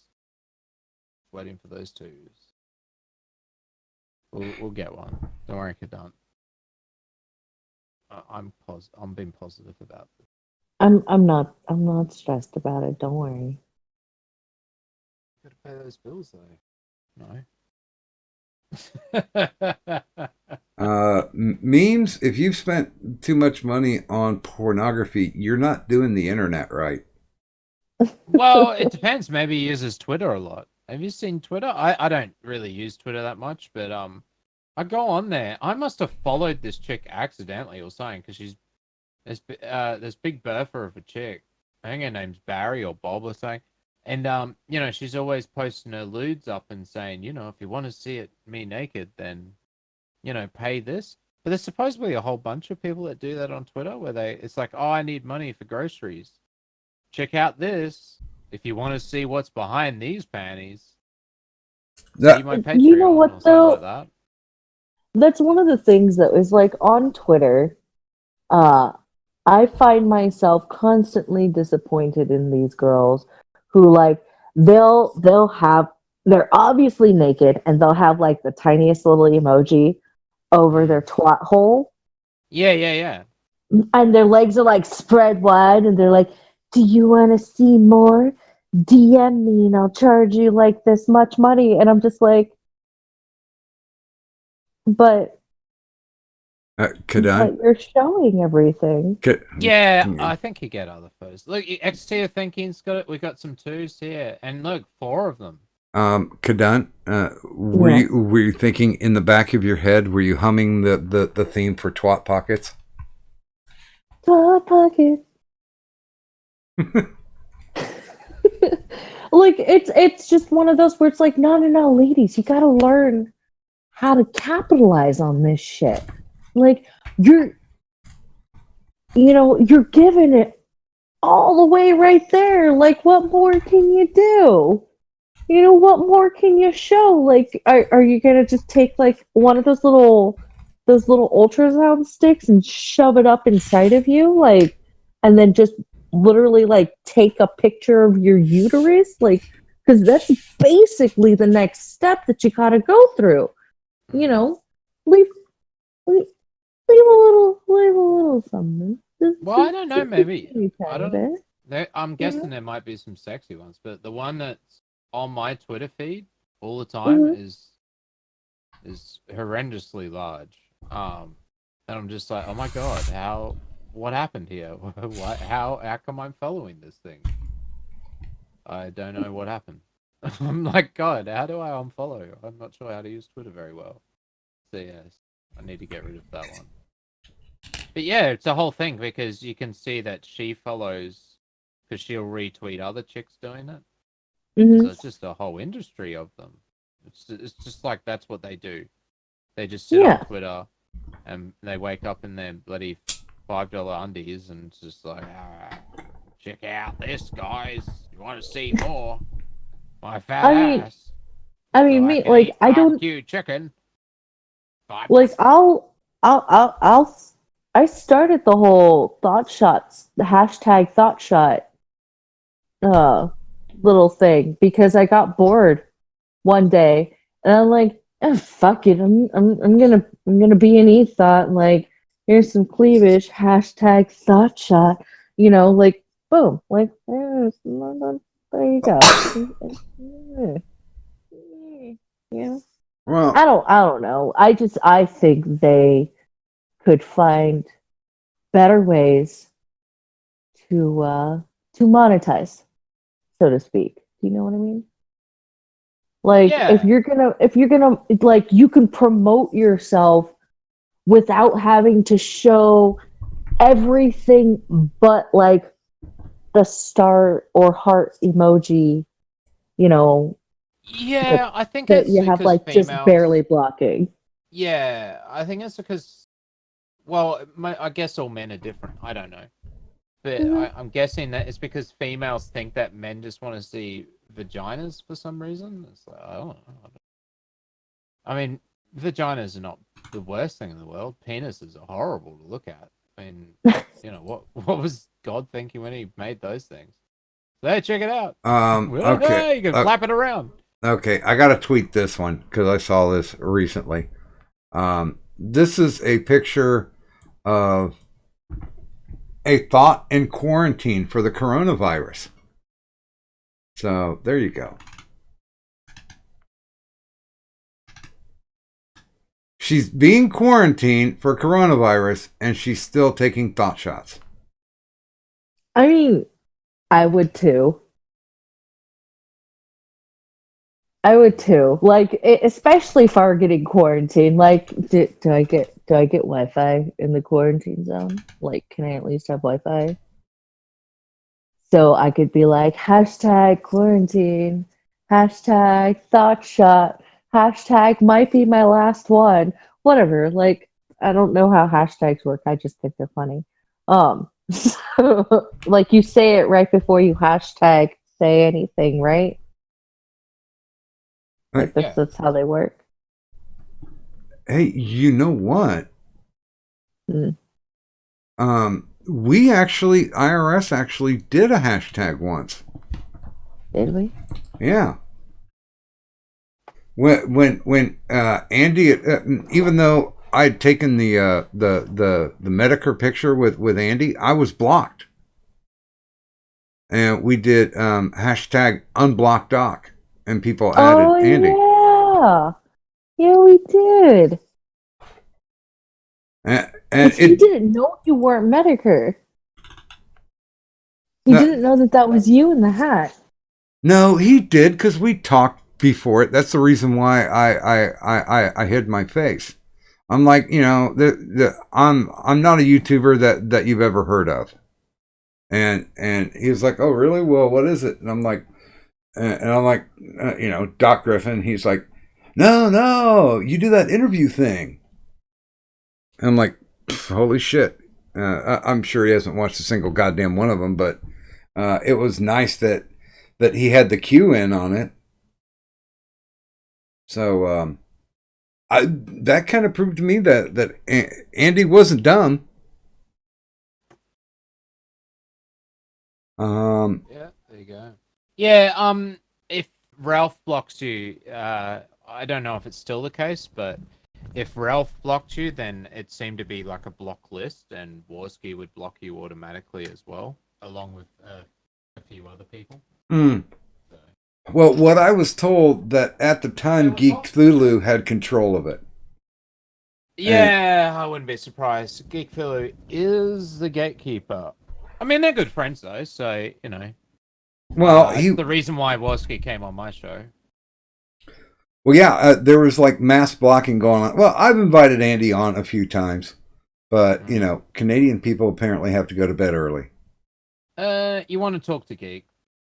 You want to be friendly with Geek, and you want to talk to Geek if you want Andy on the show. Dude, Geek's been on many times, and it's funny because it's just one of those things. I'll send out an invite to somebody on random occasions, and I'm not jockeying for anybody to be on. Now, I talked to Andy about coming on to do an interview for Doctor on Call, and he was like, "Yeah, I want to do that." And it's Andy, so if that ever happens, I'll be surprised. Yeah. Oh, who knows? He came on my. I mean, he came on our show, and it was a good sport because he knows that I made some of my most popular parody songs are ones with him. So, and he's heard them. I know he's heard them. He's played them on his own stream. So it was a good sport. Yeah. Geek is a prickly paired. Yeah. So, I knew that I wasn't on it was sort of like Cog where you first meet him and it's like, yeah, we're on a bit of a different wavelength. I don't see this relationship lasting. Yeah. And then that happened a few weeks ago where I got a bunch of weird DM. I noticed that he had kicked me out of all the servers and he had left mine and then sent me strange DMs because he was finding my comments in other people's videos and then screenshotting them and sending them to me and asking me about them and stuff. It was very weird. Yeah. Okay. We've never had like a shouting match, but yeah. Geek will come on swinging his dick and somebody will eventually slam the door on it. Yeah. And I know, like, him and Warski were streaming today, and he was talking about multiple times about how, you should be able to just take a joke and take banter and all of that. But, yeah, poor old Geeky, I don't know. My only criticism, and I've said this straight to his face, so it's not like it's not like it's some sort of secret that I think he takes things a bit too far and he takes stuff a bit too seriously sometimes with some people. So yeah, I don't even know what I did to piss him off. So maybe it's because I speak my mind with him and I disagree with him about some stuff. Yeah. I don't know that story at all, Carusi. Carusi's saying Geek got his ass handed to him when he went after Dispatch and Bitwave. Yeah, well, that's true. Yeah. And he looked like a goose with Cog and stuff as well. Like, and I'm going to back Cog. It's not like, Cog and I don't get along now. That's no secret. But, I mean, Geek was... And so what happened was Spectre took some screenshots out of Geek's server or Warski's server out of context. So it looked like Geek was having a chat with an underage trans person or something, like a 16-year-old trans person. Oh, God. Is it the whole really, Jesse Bug thing? I don't know. I had a look into it, and I was just like, dude, this is such a... it's a joke. He's clearly saying a joke. Then he gets reminded that they're underage, and he's like, oh, okay, I take that back. Like, it's such bullshit. But Spectre blew it up, which is what he did. This is why I criticized him a few weeks ago. He takes things... He tries to make something big out of something that he probably should be looking into more. Or he's not, not doing his due diligence when it comes to making claims and showing receipts. But then, based off what Spectre was showing, Cog made a whole bunch of streams. This is what upset Geek. I get it. Yeah, because Cog was saying, it's creepy. He's not a pedo, but he's creepy, blah, blah, blah. Uway's on there calling him a pedo, and we all know what, if you've watched the lore videos, then you know what Uway then did only a few months later. But, Geek takes it too far, where he starts trying to report people that watch Cog off Twitter, tries to report Cog, try to get Cog flagged by getting him to open up DMs and saying, hey, Cog, I sent you a DM. Hey, Cog, I sent you a DM. Open it up, and Cog opens it up on screen, and it's a big black dick. So now Geek can try and flag the stream down. And it's just all a bit... it's gay shit, I think the thing that was amazing with the whole UA pedo accusation thing was, you played the actual conversation, and she kept saying, "Well, I'm 16." Yeah. And regardless if she was lying and was older, if somebody represents themselves as that, you stop talking about their sexuality right then and there. Yeah. I can. I mean, I can always pull up the clip if you want it. But yeah, it was saying like, yeah, they're talking sexual, and then she says, "Oh, you know, no, it was Skull Kid who's my co-host for the music show. He's in the VC, and he says, you know, she's underage, don't you? Yue pauses, but there's this huge pause where you can tell he's thinking about it. He's like, all right, we're going to continue to stream. So tell me, have you ever been in a fucking sex sandwich? To Yeah. this person that he now knows is underage. The whole chat is cringing out, saying, dude, what are you doing? Like, and just kept going with it. And it's like, yeah, it was a bad look. You know, Well- was he really was he just joking around and shit? Yes. Should he be doing that? Definitely not. It doesn't make him a crazed pedophile. No, not really. Just makes it a very poor choice and a bit creepy and weird. You know? Well, yeah. It's just like back when we were using Google Hangouts, we let Jesse Bug come on once. That's the trans that's underage. And the moment that she told me that she was 17, I had a very nice, calm DM conversation. I said, "Listen, this is an 18 and over show. We talk about some. We get into some dark corners. So you know, until you hit that actual adult age, I mean, there's no way I'm going to stop you from listening in the chat, but you can't come back on the show." Yeah, well, that's it. Yeah. I don't know. I know that person's sister. But she's over 18. I know she's watches me a lot. But yeah, I don't think there is. If I did know about that, it'd be the same thing. It's like, yeah, you're definitely not allowed in the Discord. There's no way. Like, yeah, I don't. You know, it's just go live outside. Go be outside. Do fun things with teenagers. Well, Back later. You know, in Australia, it's illegal for anyone to have a relationship. One, if it's a teacher-student relationship, doesn't matter on age. But the other one that they introduced is, yeah, okay, it's 16 is the legal age of consent, but you can only be within 2 years of age. So say you're 19, well, then you can't be having relationships with 16-year-olds. Say that you're 20, and it's up until 21.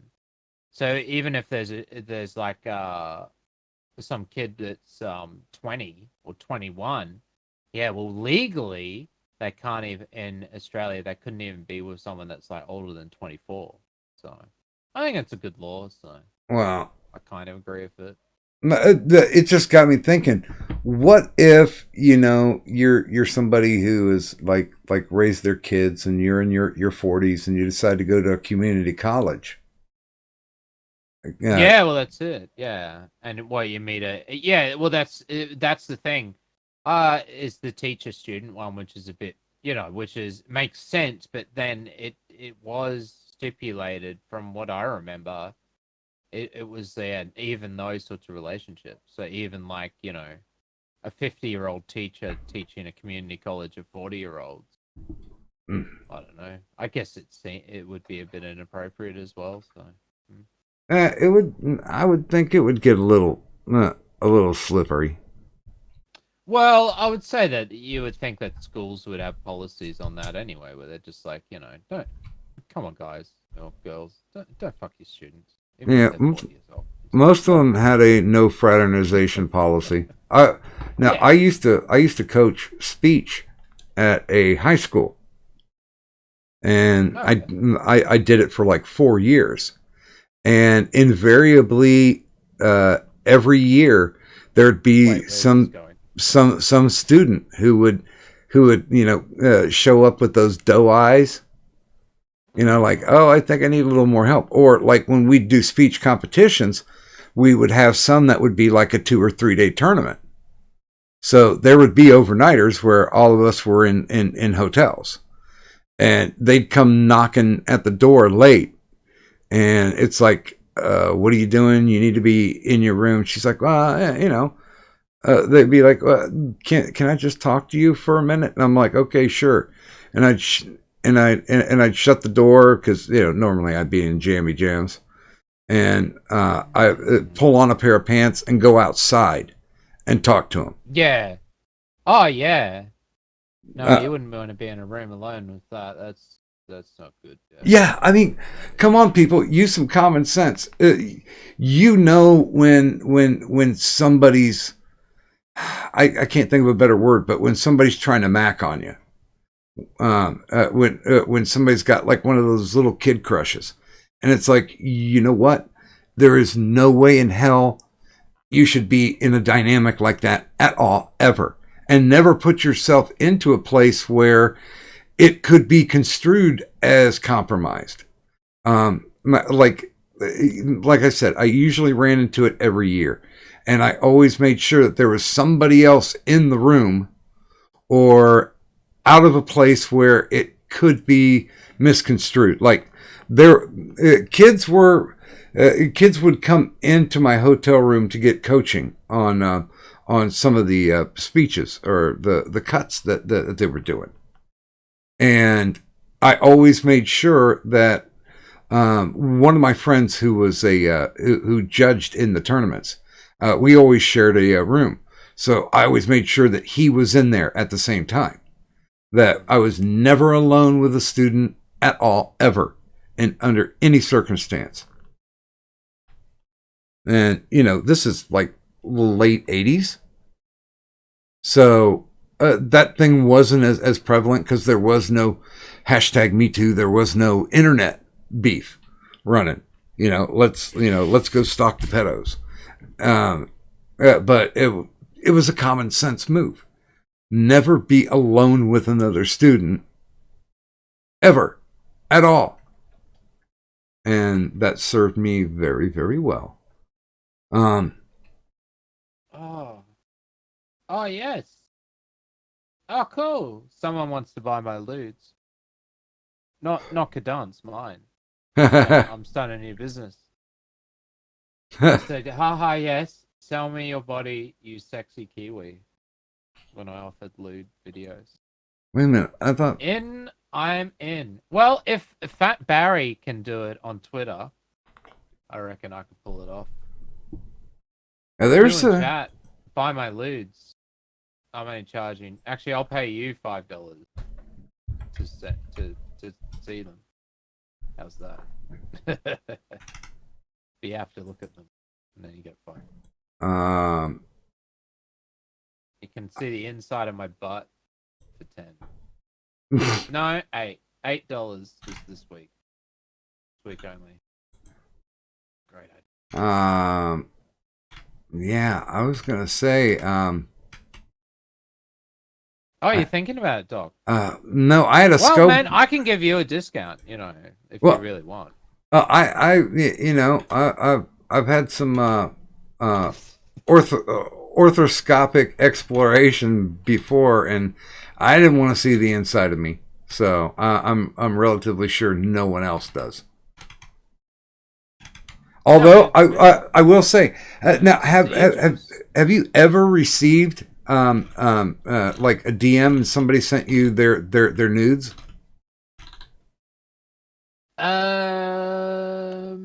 No, don't think so. No, I don't think I have enough YouTube clout. So somebody need to only work on those sub numbers. somebody only ever did it once. There you go. And it was funny because, you know, living with Nursey, who until recently was my wife, I got this thing, and immediately, because she was sitting in the same room, I'm like, hey, come here, you got to take a look at this. And she's like, oh, well, those aren't bad. I was like, yeah, somebody sent me titties. And we just kind of giggled about it. And, you know, I just sent back thanks, I think. Yeah. I've met someone online from online in IRL, but not in that way. But she did try to get me to finger my butthole by sending me videos, instructional videos on milking prostates or something. But that's where I Why drew are the you line. watching That's why I was videos from Austin Jones? like, I don't know. Blowout. World star before rap. That's as exciting as it's gotten. I'm not like Cog, you know. I don't have Cog levels of Cloud, obviously, because otherwise I'd be, you know, changing continents after meeting people after 3 weeks and moving in and looking after their children. all those lewds that I got sent for free. You know. Moving to I the don't know, state man. just to bang bitches and take care of their kids afterwards. There you go.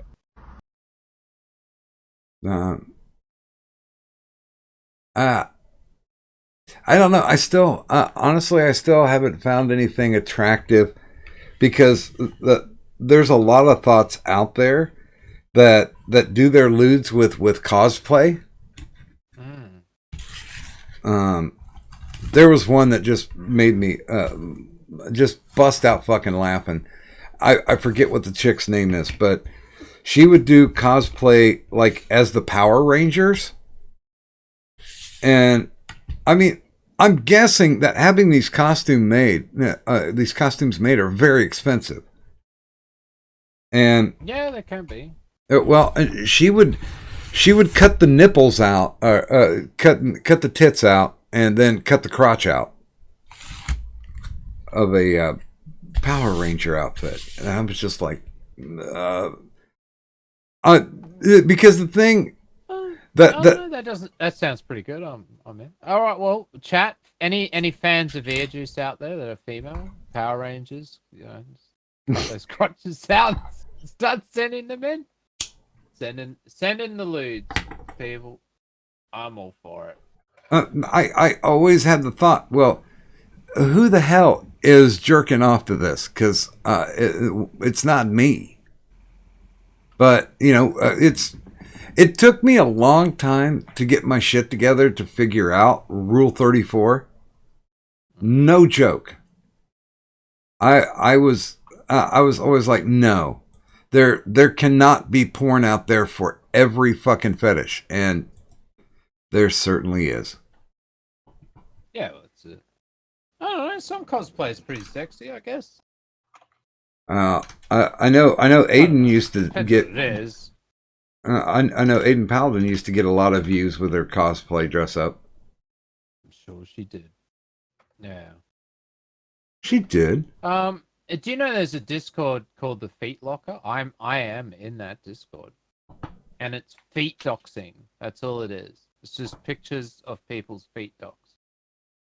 Well, when the internet was young, I had a friend who had a pretty damn good business selling feet pics. I mean, she was getting like hundreds of dollars a pop on it. I always thought that was fucking amazing. No kidding, man. Kadant, what are your feet? Oh, well, we're putting socks on your feet. So that's... So I remember back in the days of CompuServe. Yeah, I mean, because she's like, you know, I really need to figure out how to make some money off this. And I was like, I can show you a couple message boards that you can go and post to. And, you know, if this is exactly what you're looking for, then you will get payoff. There you go. Yes, but the Kiwi Farms guys did come around and ask me about it. And they wanted proof. So I said, yeah, why not? I went in there, took all the screenshots they wanted, sent it to them. So they could go archive it somewhere as law that, yes, the Feet Locker does exist. It is on Discord. It's a select group of people. And there's feet doxing in there. Well, I honestly am kind of happy because, I don't know.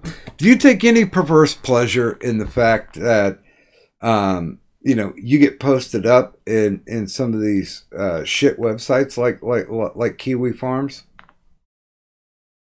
No, not really. I guess it doesn't worry me. I know that I am up on sites. Like I'm on poll because of kitty law, kitty styles law, and I Yeah. like that law a few times. And the reason why I'm on Kiwi Farms is because of Kitty Styles, because he made a little detective game where you could work out who the gang stalker is or something really weird, and of course he added me to the game along with a whole bunch of other people, and he put my supposed doc's name and everything in there, and then that game is on Kiwi Farms or a link to it, and so if you type in ear juice, yeah, you just type it in Kiwi Farms and you'll see my docs and everything. Oh, I'm only on one place on Kiwi Farms, and it was a discussion about how Medicare got irritated at Tonka for putting his likeness on some of his merchandise. Oh yeah, that's right, yeah. And I've dealt with the Kiwi Farms people. I didn't exactly help. I worked alongside them for the John Michael Kelly thread that got posted a few months back. And then I talked to them after the Spectre stuff happened and he got thread banned for basically bad journalistic integrity.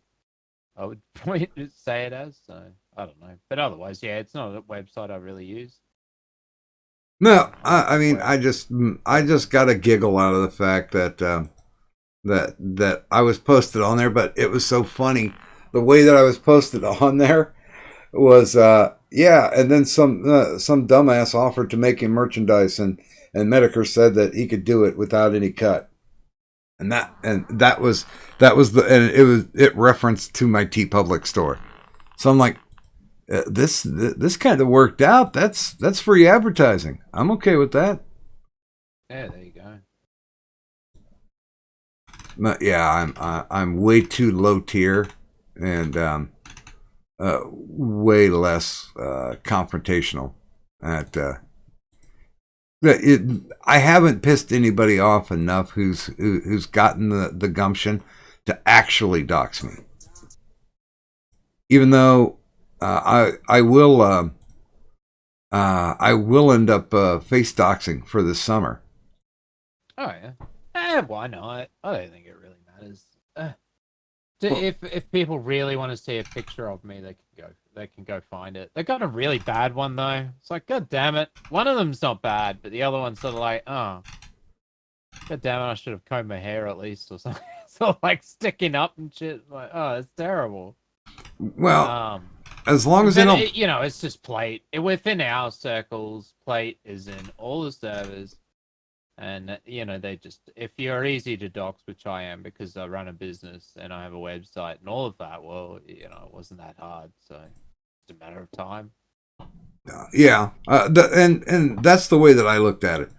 It doesn't matter. This is just all a matter of time if somebody really wants to find it. And I've had people threatening to dox me. When I was in the Warpath server, the plate gang was calling me by my given name, and I'm like, and that I guess kind of threw them off. No, they just want to see if you spoke. Look, okay, everybody in chat, because most people, they all get worried about plate gang.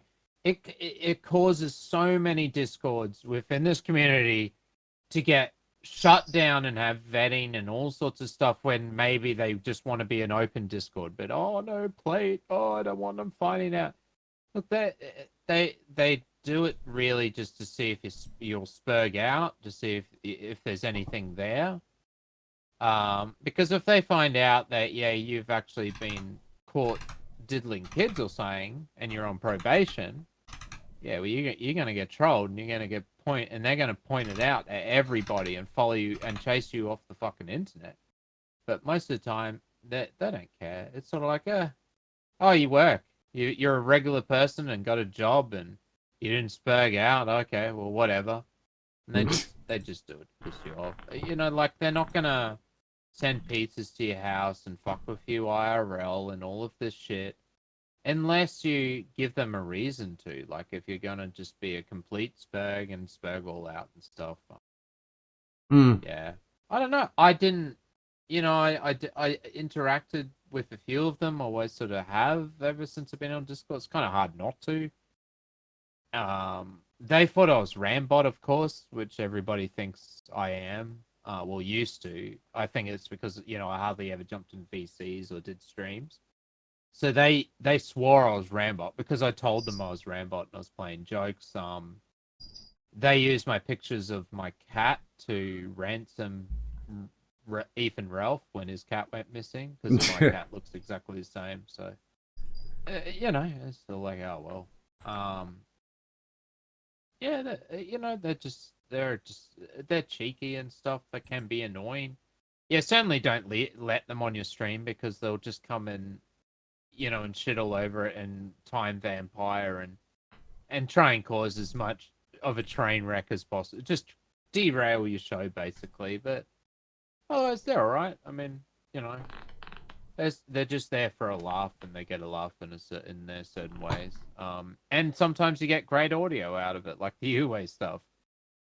And there's plenty of times like that, but it's just where they'll follow someone around that really does, that probably shouldn't be on Discord. They probably can't handle banter very well, and they get that beautiful audio, or they just keep it amongst themselves, and you sort of hear about it. Yeah, it's also because one of my co-hosts is kind of med gang or plate sort of thing, so you kind of have to. So I am kind of interacting with them. So when they're lucky, they're nice enough to sell me because I have to pay for a license to Elias because he's the manager for Hef, and he kindly allows me to pay a license fee to have Hef as a co-host. So there you go. Okay. No, not really, but yeah. By the way, Cadet's phone was dying, so not to be a tangy britches about the whole subject, but yeah, if she can come back, she will. If she can, she won't. But yes, y'all can have faith that may actually happen again. But if not, we only got about maybe 20 more minutes left, and then we're going to roll over to the after stream. And those of you who know where the after stream is, please feel free, and you can swing by and join in. There's people who are a little shy; they don't want to be on the actual stream itself, or maybe have it used in a court of law against them. So we can respect that. Play safe. I think you need to get Mandy on as a guest at some point. Mandy? She has great. Yeah, Mandy G. She's in your chat all the time. She has great stories. Best IRL stories, trust me. I don't know if she took the link and wants to sign in. I don't think she's in the word yet. Yeah. You'll have to invite her. Trust me. I've had her on my streams before. She's pretty. There you go. Yeah, I Around. think I've talked to her. On really? on one of your streams. Wait. She's been getting around all these streams then. I'll have to fight you for her then. Well, here, if you can see the if you can see the live stream as it's happening, if you're on the watch page, let me with the IRS opening, got that page up, and anybody who's ever appeared on the show gets a bubble for their avatar. And so, is that what that is? Yeah. So anybody who has been on, and there are quite a few people. Stretch up, saw straight away, right next to you. And am I in there? You are up next to Tranime Girl and Miles. Oh, I don't know those people. Damn it. I thought I would stand out, being all yellow and reindeer like. Well, no, the one I pulled is the one that you use in stream. I do it literally that night. So yeah, you are just below the word reasons. Oh, yeah. Yeah, that's why. Should have come in with my yellow one, then I would have stuck right out. Who's the Grasshopper Man? That's pretty cool. I like Grasshopper. Oh, that's Tyro. Grasshopper Man, good work. Keep up those grasshopperings. Yes, Tyro Moonhopper. Oh, used Drummer's been on? Oh, yeah. He Sorry. used to be on or he used to be called Tyro Incolate, and then somebody went after him and got one of his streams flagged. Yeah, I'm dealing with that sort of shit at the moment. But yeah, there's a diverse range Yeah. there. We've had, and I think this is show 335, and we've had over 100, we've had 190 guests. Is that Chetnik or something? Huh? The pirate swords. It looks like Chetnik, but he's always different. A lot of people use pirate swords. Yeah, I mean, I Yeah. legit have a list. And good morning, Johnny Hellcat and Mandy. Did you get the link to the chat? I can, or I mean, to Boulder King. Discord. Yeah. Matt Chaba, I've seen him in there before. I know he is there somewhere. Did you you know that I spoke to Monday Matt last Friday? I had a 2 hour and a half interview with him. I watched the great. discussion that you had with Drummer 828. Yeah. That's what I was going to say. Yeah, it's up on my SoundCloud. I was going to clip it, and then Drummer hit me up for an interview, and it clipped most of the important parts. So I was like, yeah, okay. And so that's the best place to see it. Yeah, definitely. It was interesting though. I found it very interesting being able to talk to him. Yeah, Might be doing it again. Gun stream. Watch the gun stream. Yeah. Yeah, he lives by that river in Egypt. Denial. Yeah. Yeah, that's certainly true. Yeah. Yeah, Drummer. I think Drummer was expecting me to go in there and be like, "Yeah, fuck Monday, Matt." It's just like, you know. As I said, it's hard to have a lot of hatred for people. Yeah, I mean, You would think I would, but yeah, I mean, you might as well let them come in and they can earn it. You know what I'm saying? It's yeah. I mean, we've had some very polarizing characters on. Just by looking at that picture, you can tell we've had a lot of polarizing characters. And that golden bunny. I know they've caused problems before. So. Yeah, he's under Floyd now, and of course we have Tonka up there, and we've got Kraut in there. Yeah, well, Kraut I talked to the same stream just earlier before Monday, Matt, and hey, Cat. Yeah. I'm doing a custom song for him, so there you go. That'd be great for me. He wanted to pay me money. I was like, no, I'll just do it. Bit passive aggressive, but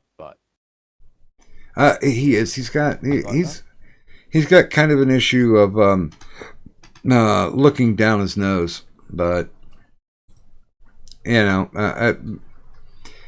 was okay. The few times that I've talked with him, he's been on a couple of times. Whereas Monday Matt, I don't really ever see him coming back because he was legitimately deer in headlights.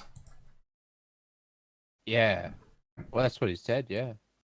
Yeah. He's like, I finally got to ask him. I was like, "Hey, dude, what was going through your head during those 20 minutes?" And he's like, "Oh, I didn't even know it was 20 minutes. It was like deer in headlights." And then I just decided, no, I'll show my report history. It's like, wow, such insight. It's so cool. yeah, because everybody's He reckons he didn't flag me. Yeah, Drummer didn't show that clip, which I was a bit upset about because it was the main reason why I jumped straight onto the mic and said, "Yes, pull me in. Thank you for the invite. I want to talk to Monday Matt."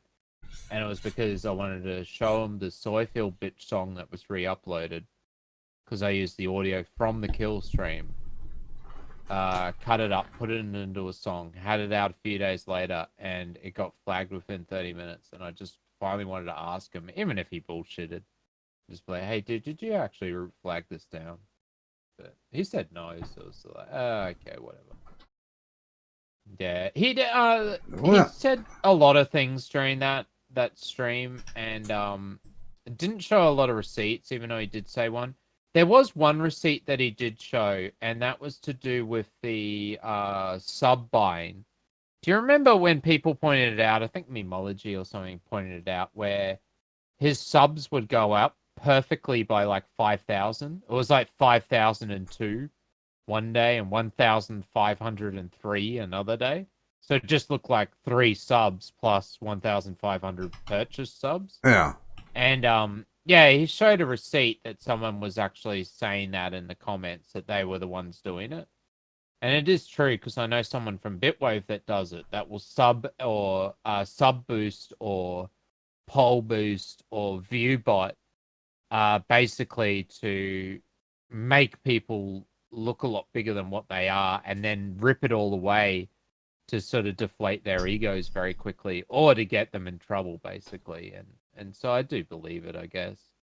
Yeah, I know there's been more Maybe than I'll- one person who's been accused of purchasing subs, and they find out that it was somebody else who did it, just to basically put a shit stain on them. I hear Kraut is sniffing around Bitwave. Yeah, he was talking about. He's more Gump. He's on Gumpwave. Oh, sorry, the Gunt stream. The Gunt stream is restreamed, I think, on DLive or something, but they have their own website like Bitwave, and Kraut is on there with listening and on the show quite a bit, because it's sort of like a place where everybody comes together for their hatred of the Gunt. So that's where Monday Matt was. That's Flamenco even came on. SPCC was there the other night. So it's a star speckled cast.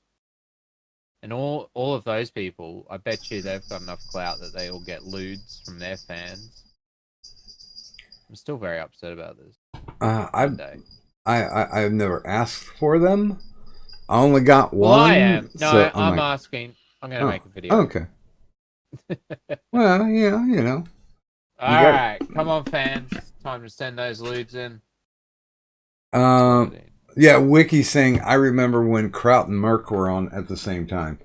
Yeah, that turned into a dumpster fire very quickly. Because Merc used to be Aiden Paladin's fiance. And Merc had a lot to say. Because Kraut really hates Aiden. And I believe Aiden really dislikes him as well. But yeah, I mean, yeah, that was hard to keep the reins on Merc that night, because I mean, Kraut really has never broken character, so he's always I've never heard him yell or scream at anybody, because, you know, that's just not the way he rolls. Feet pics. Yeah, I'll send you feet pics. Just where I'll go into the feet locker and find my feet docs and then just repost. She wants my lewds. We want cat. Okay. So is there anything else that you wanted to know about UA before you ended your thing? No, the only thing, I mean, it was very enlightening to me, because as you can guess, there was a lot of shit that was left out.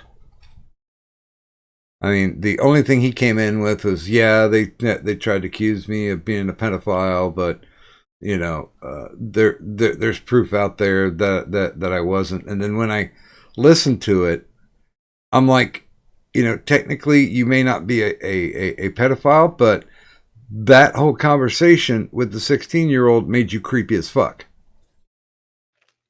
Yeah, well, that's it. Yeah, and just the way he just handled it all, really. So there's 4 lore videos. You don't have to watch. If you really want the UA lore, I would recommend just watching part 1. The Night of is just a funny video. And then there's 4 parts to lore. If you watch the 4th one though, if you want to get right into it, 2 is where all the females. It's more the female perspective. Yeah. About UA, and then 3 is where UA comes on, does an interview, Mhm. and says all these things, but then afterwards it was like 2 days later, he just went back to banning and blocking people and disassociating and doing the same thing again. And that's when part 4 came out, and that's when I went insane. Just the whole UA shit and everything, and just trying to do all the lore right just sent me totally insane. I became a moth. I was LARPing as a moth man on Discord for a while, and pretending to be a moth and taking it really seriously, and so I turned the whole 4th episode into these moth people taking over the world and stuff. But so it's a bit funny, but at the same time, it really is just an interview between Hephaestus and myself, breaking down UA's character and what went wrong. And it's just us talking for like about half an hour, cut into bits, breaking it all down about, why UA is the way he is. Well, and what doubling principles down, to play with it. doubling down will sometimes work when you're playing poker, but it rarely ever works if you're trying to apply it to, IRL or the interwebs. Yeah. Well, UA is a funny character. You can tell that he's doesn't have a lot of self-confidence, and he's sort of he's got a lot of problems. Well, I don't.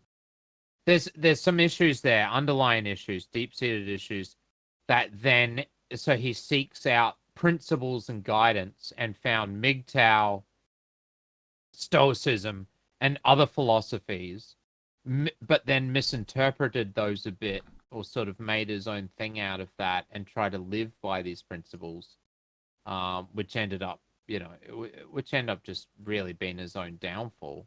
He has since disavowed MGTOW. He reckons he's, after hanging around with Plate, they finally, in the Warpath server, they finally talked him out of being MGTOW, and he's no longer MGTOW now. I mean, that's what I said to him when he said, well, you're MGTOW because you haven't had a girlfriend, dear Juice, for whatever, a few years or something. And it's just like, yeah, but it's because I don't want to. Or because I don't actively go out searching for it if I found the right person. Because I went on a few dates with this one chick.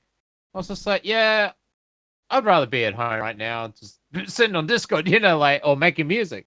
So I knew it wasn't right for me. It's sort of like, but you find someone that you click with. Yeah, sure. I'm always open, rather than living by a principle and being like, no, I'm MGTOW, so I'm never going to get married and I'm never going to have kids, and I'm not going to do these things. And so, you don't know what the future holds. It's just, you're just sort of setting yourself up to failure if you're not going to be open to what the future's bringing, Around the corner, I could be getting lewds from my fans, and then that could turn into all sorts of funning and stuff. Lewds I don't could want to become be the like, news. no, yeah. I don't want to be like, no, I can't look at these lewds. I'm incel MGTOW stoic or something, And Mandy, if you do want to listen to that series,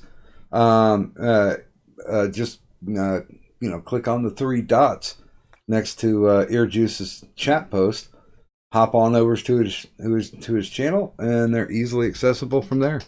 Or technically, you can type in Ear Juice UA, and that'll pull it up for you too. Yeah, there's a whole playlist because there's all sorts of other little clips and bits that I've got from Out the Saga. I'll just get it here. It says UA Learn About Strategic Thinking is the name of it. I've got one for cognitive thought as well. So, copy link address. That would be it. Here, I'll post it in chat. Okay, There cool. you go. And then it's all there. You can pick and choose what you want.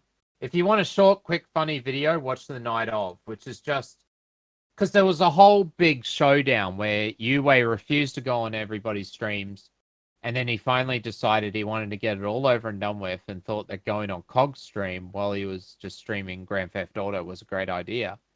Because we all got invited on, and soon it turned into like a 10-person dog pile, really. With Uwei, and if you hear that stream, you'll see me really sticking up for Uwei in a way still, because some of the stuff that Cog and that was saying was bullshit and lies. It's like, no, that's not what happened. But there's a funny moment where they ask him about when he started disassociating. He reckoned he was out with friends at the time. No, sorry, when Cog did his first stream. And then he's talking about his girlfriend and all, and how he was out, and he was sitting on he went to the bathroom, he was on the toilet, then he was outside, and it just it was so complex a story that it just seemed like bullshit. Yeah. So what it is it's Uwei telling the story about how he was out while Cog's stream was on, with just pictures showing what he is saying as it goes along, and it's even to me, even though I made it, I watch it sometimes and it still cracks me up. It's fucking hilarious because of just the way that Uwei's telling the story. It's just jumping all over the place, and then it changes, and then there's monsters coming out, and then it's like the way he's describing it. It's like his friends were in the toilet with him while he was on the phone in the Discord, pleading for Cog not to do the stream and all this stuff. I love it. I mean, I enjoyed it. It entertained my day today. So. Yeah, well, it does take a long time to get through it, doesn't it? There's quite a lot there. Mm-hmm. So, how many hours would there be? There's a few. I did go a bit overboard. I know I did apologize to Uwei when he came back, because the reason why my docs ended up in Uwei's server during the Warpath thing, where I was telling you how he played into his server as mods and all sorts of stuff. Yeah. Was because he was resentful at me for still having the videos up. Like it really does get to him that there is all this lore there, and the fact that I did it, and he's asked me a few times to take it down. But no, I won't. He said thanks, but no thanks. Yeah, I thought about it. I nearly did, but then he was a real arsehole and let my docs be posted everywhere in his own server. So I was like, yeah, nah. Yeah, look at that. The first part's 50 minutes, and second part's an hour and 20. Third part's an hour. Fourth part's another hour. Then there's my song. Then there's the night of. Then there's a recording of us. There's 2 streams of us talking. And then there's Blue Waffle Hunter's Internet Friends song, which is brilliant. It's a great song. Grifter made a parody song, Don't Be Uwei. A few streams from Esau and Cog and stuff. Yeah, so. Yeah, it was. And the Sex Sandwich stuff is up there too. And the Uwei vs. Blue Waffle, the Car Soccer stream with the whole argument, that's there as well. So all the context there, if you want to learn more. Yeah. The series was a little over 4 hours, I think. Yeah.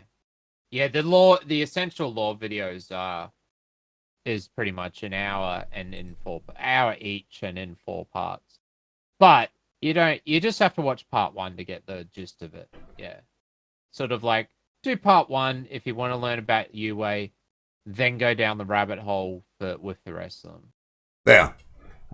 Definitely do watch them in order. By the way, good morning to PJ Veritech. Have a wrench. And we're up on the 6 o'clock hour. So y'all know what that means. It's Schiller time. We went top to bottom last time. Let's go ahead and go bottom to top this time. So start us off, Pickle. Oh, wait a minute. Is he caught in shift change? Back off. Not yet. Okay. Sorry. Back off. No, it cut out for a second. Sorry. Okay. I'm the Full Metal Pickle. You find me over at the Full Metal Pickle channel, where I do a late night stream on Tuesday, Wednesday, and Thursday nights called Nocturnal Transmissions, your midweek pre-IRS destination. And look out soon. Sounding board's coming back. Nice. Are you going to have a big episode on Kiss? Fuck no. What do you do? Just talk and shit, or you have guests? Or The Nocturnal Transmissions is just a random bullshitting show, kind of like this, only without any real topics. And Sounding Board Show is my show where we bullshit about music. Oh yeah, I have a music show. That's sweet. But I'm in direct competition with this guy. He's a real arsehole. His name's Doc Griffin. So yeah, watch my stream instead on Fridays. Thursday mornings? Whatever. Yeah, I think it's Thursday morning for you guys. Yeah, well, our goal is to put people to sleep. If we accidentally entertain them in the interim, yeah, so be it. As long as we help Mr. Sandman do his job. So, yeah, Ear Juice, fire away. Please show. EJazz, 9 p.m. Saturday night, CST. I'm excited. But we're probably moving, so I'll probably do it if I think I will be allowed to stream on Ear Juice this Saturday. I think if YouTube's the appeal's submitted, I don't know what's happening, but hopefully it goes through. Otherwise, we should be able to stream, but it may be our last EJazz stream on that channel. I'm thinking that we just lose the view. We're going to lose a lot of viewers. I know a lot of your community and AP's community. A lot of them have started watching us recently. I don't really want to lose all those people, but I think it's time. We're just going to start building a new channel and leave the Ear Juice stuff as Ear Juice stuff, because I don't want to keep getting flagged. And our show is a bit racy. And Skull Juice Synthesis, I don't know what we're doing. We're definitely going to be on Jarbo Binks, which is my backup channel, because that's where I have to sort of stream at the moment for this week, because of unless the flag gets appealed. And that's a music talk show. That is 1 a.m. CST on Thursday. Thursday. And if you'd like to put any links up to the backup channel and such in the chat, that would definitely be a good thing. And honestly, if you do want to come up with like a lobby card to go with the scroll that's running right now, we'd be happy to drop you into it. Oh yeah, I'll do that. Yep. Yeah, I can do that in Canva. I'm pretty good. Okay. And Buzz? Well, and send me lewds. I finally got my honey list started on my actual website. Nice. And hopefully get some videos done here pretty soon, but got sending the wife off to California on Friday to put the mother-in-law on the ground, and then, so I'll have some free time for the 4-day weekend. Woo! But you still got more house building to go.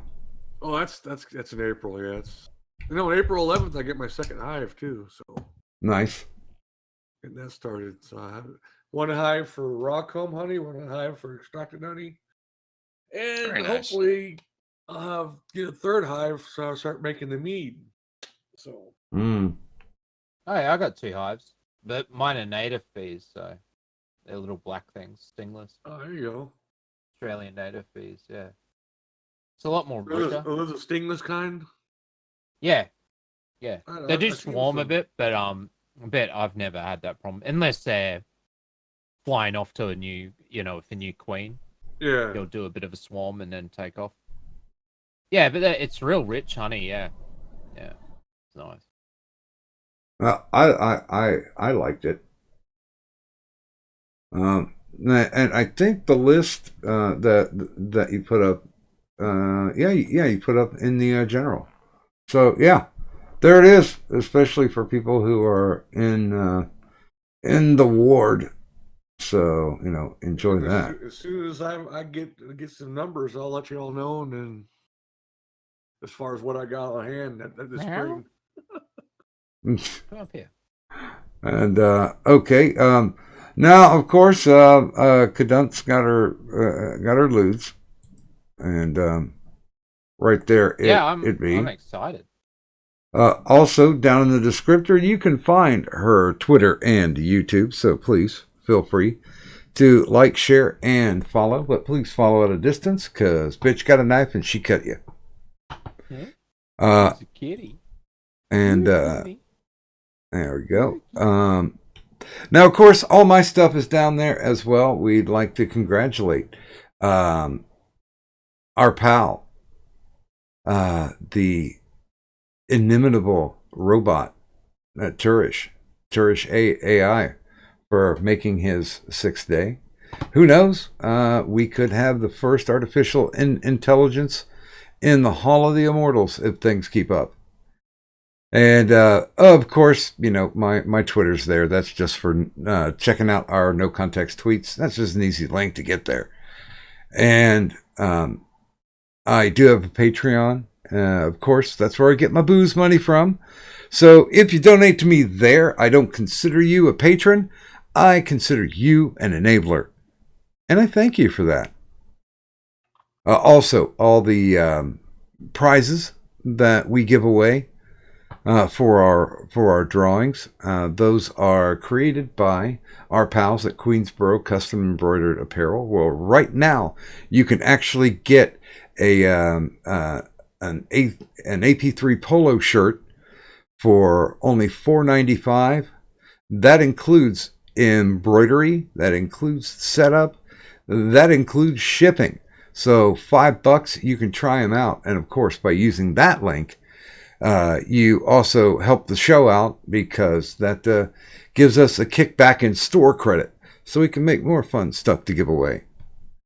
And let me take the drink here.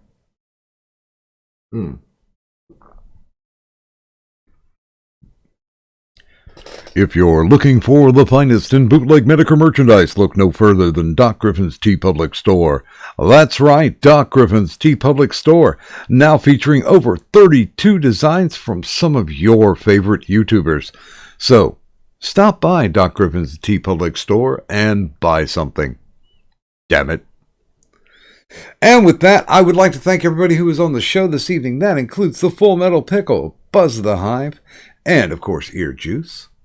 But that's only half the cast. The other half is right there. It's you in the chat. That's right. You help make this show great. And making a lot of fun for me, by the way.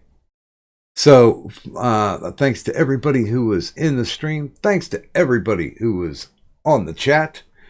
And from my mystical, magical, malevolent, magnificent, never mentally challenged co-host, Cadunt. And of course, myself, Doc Griffin. I'd like to thank everybody for stopping out this evening. Please feel free. We'll be starting the after stream momentarily. Drop by, hang out with us. And if you could do me just one favor, though, leave the money on the dresser. Bye.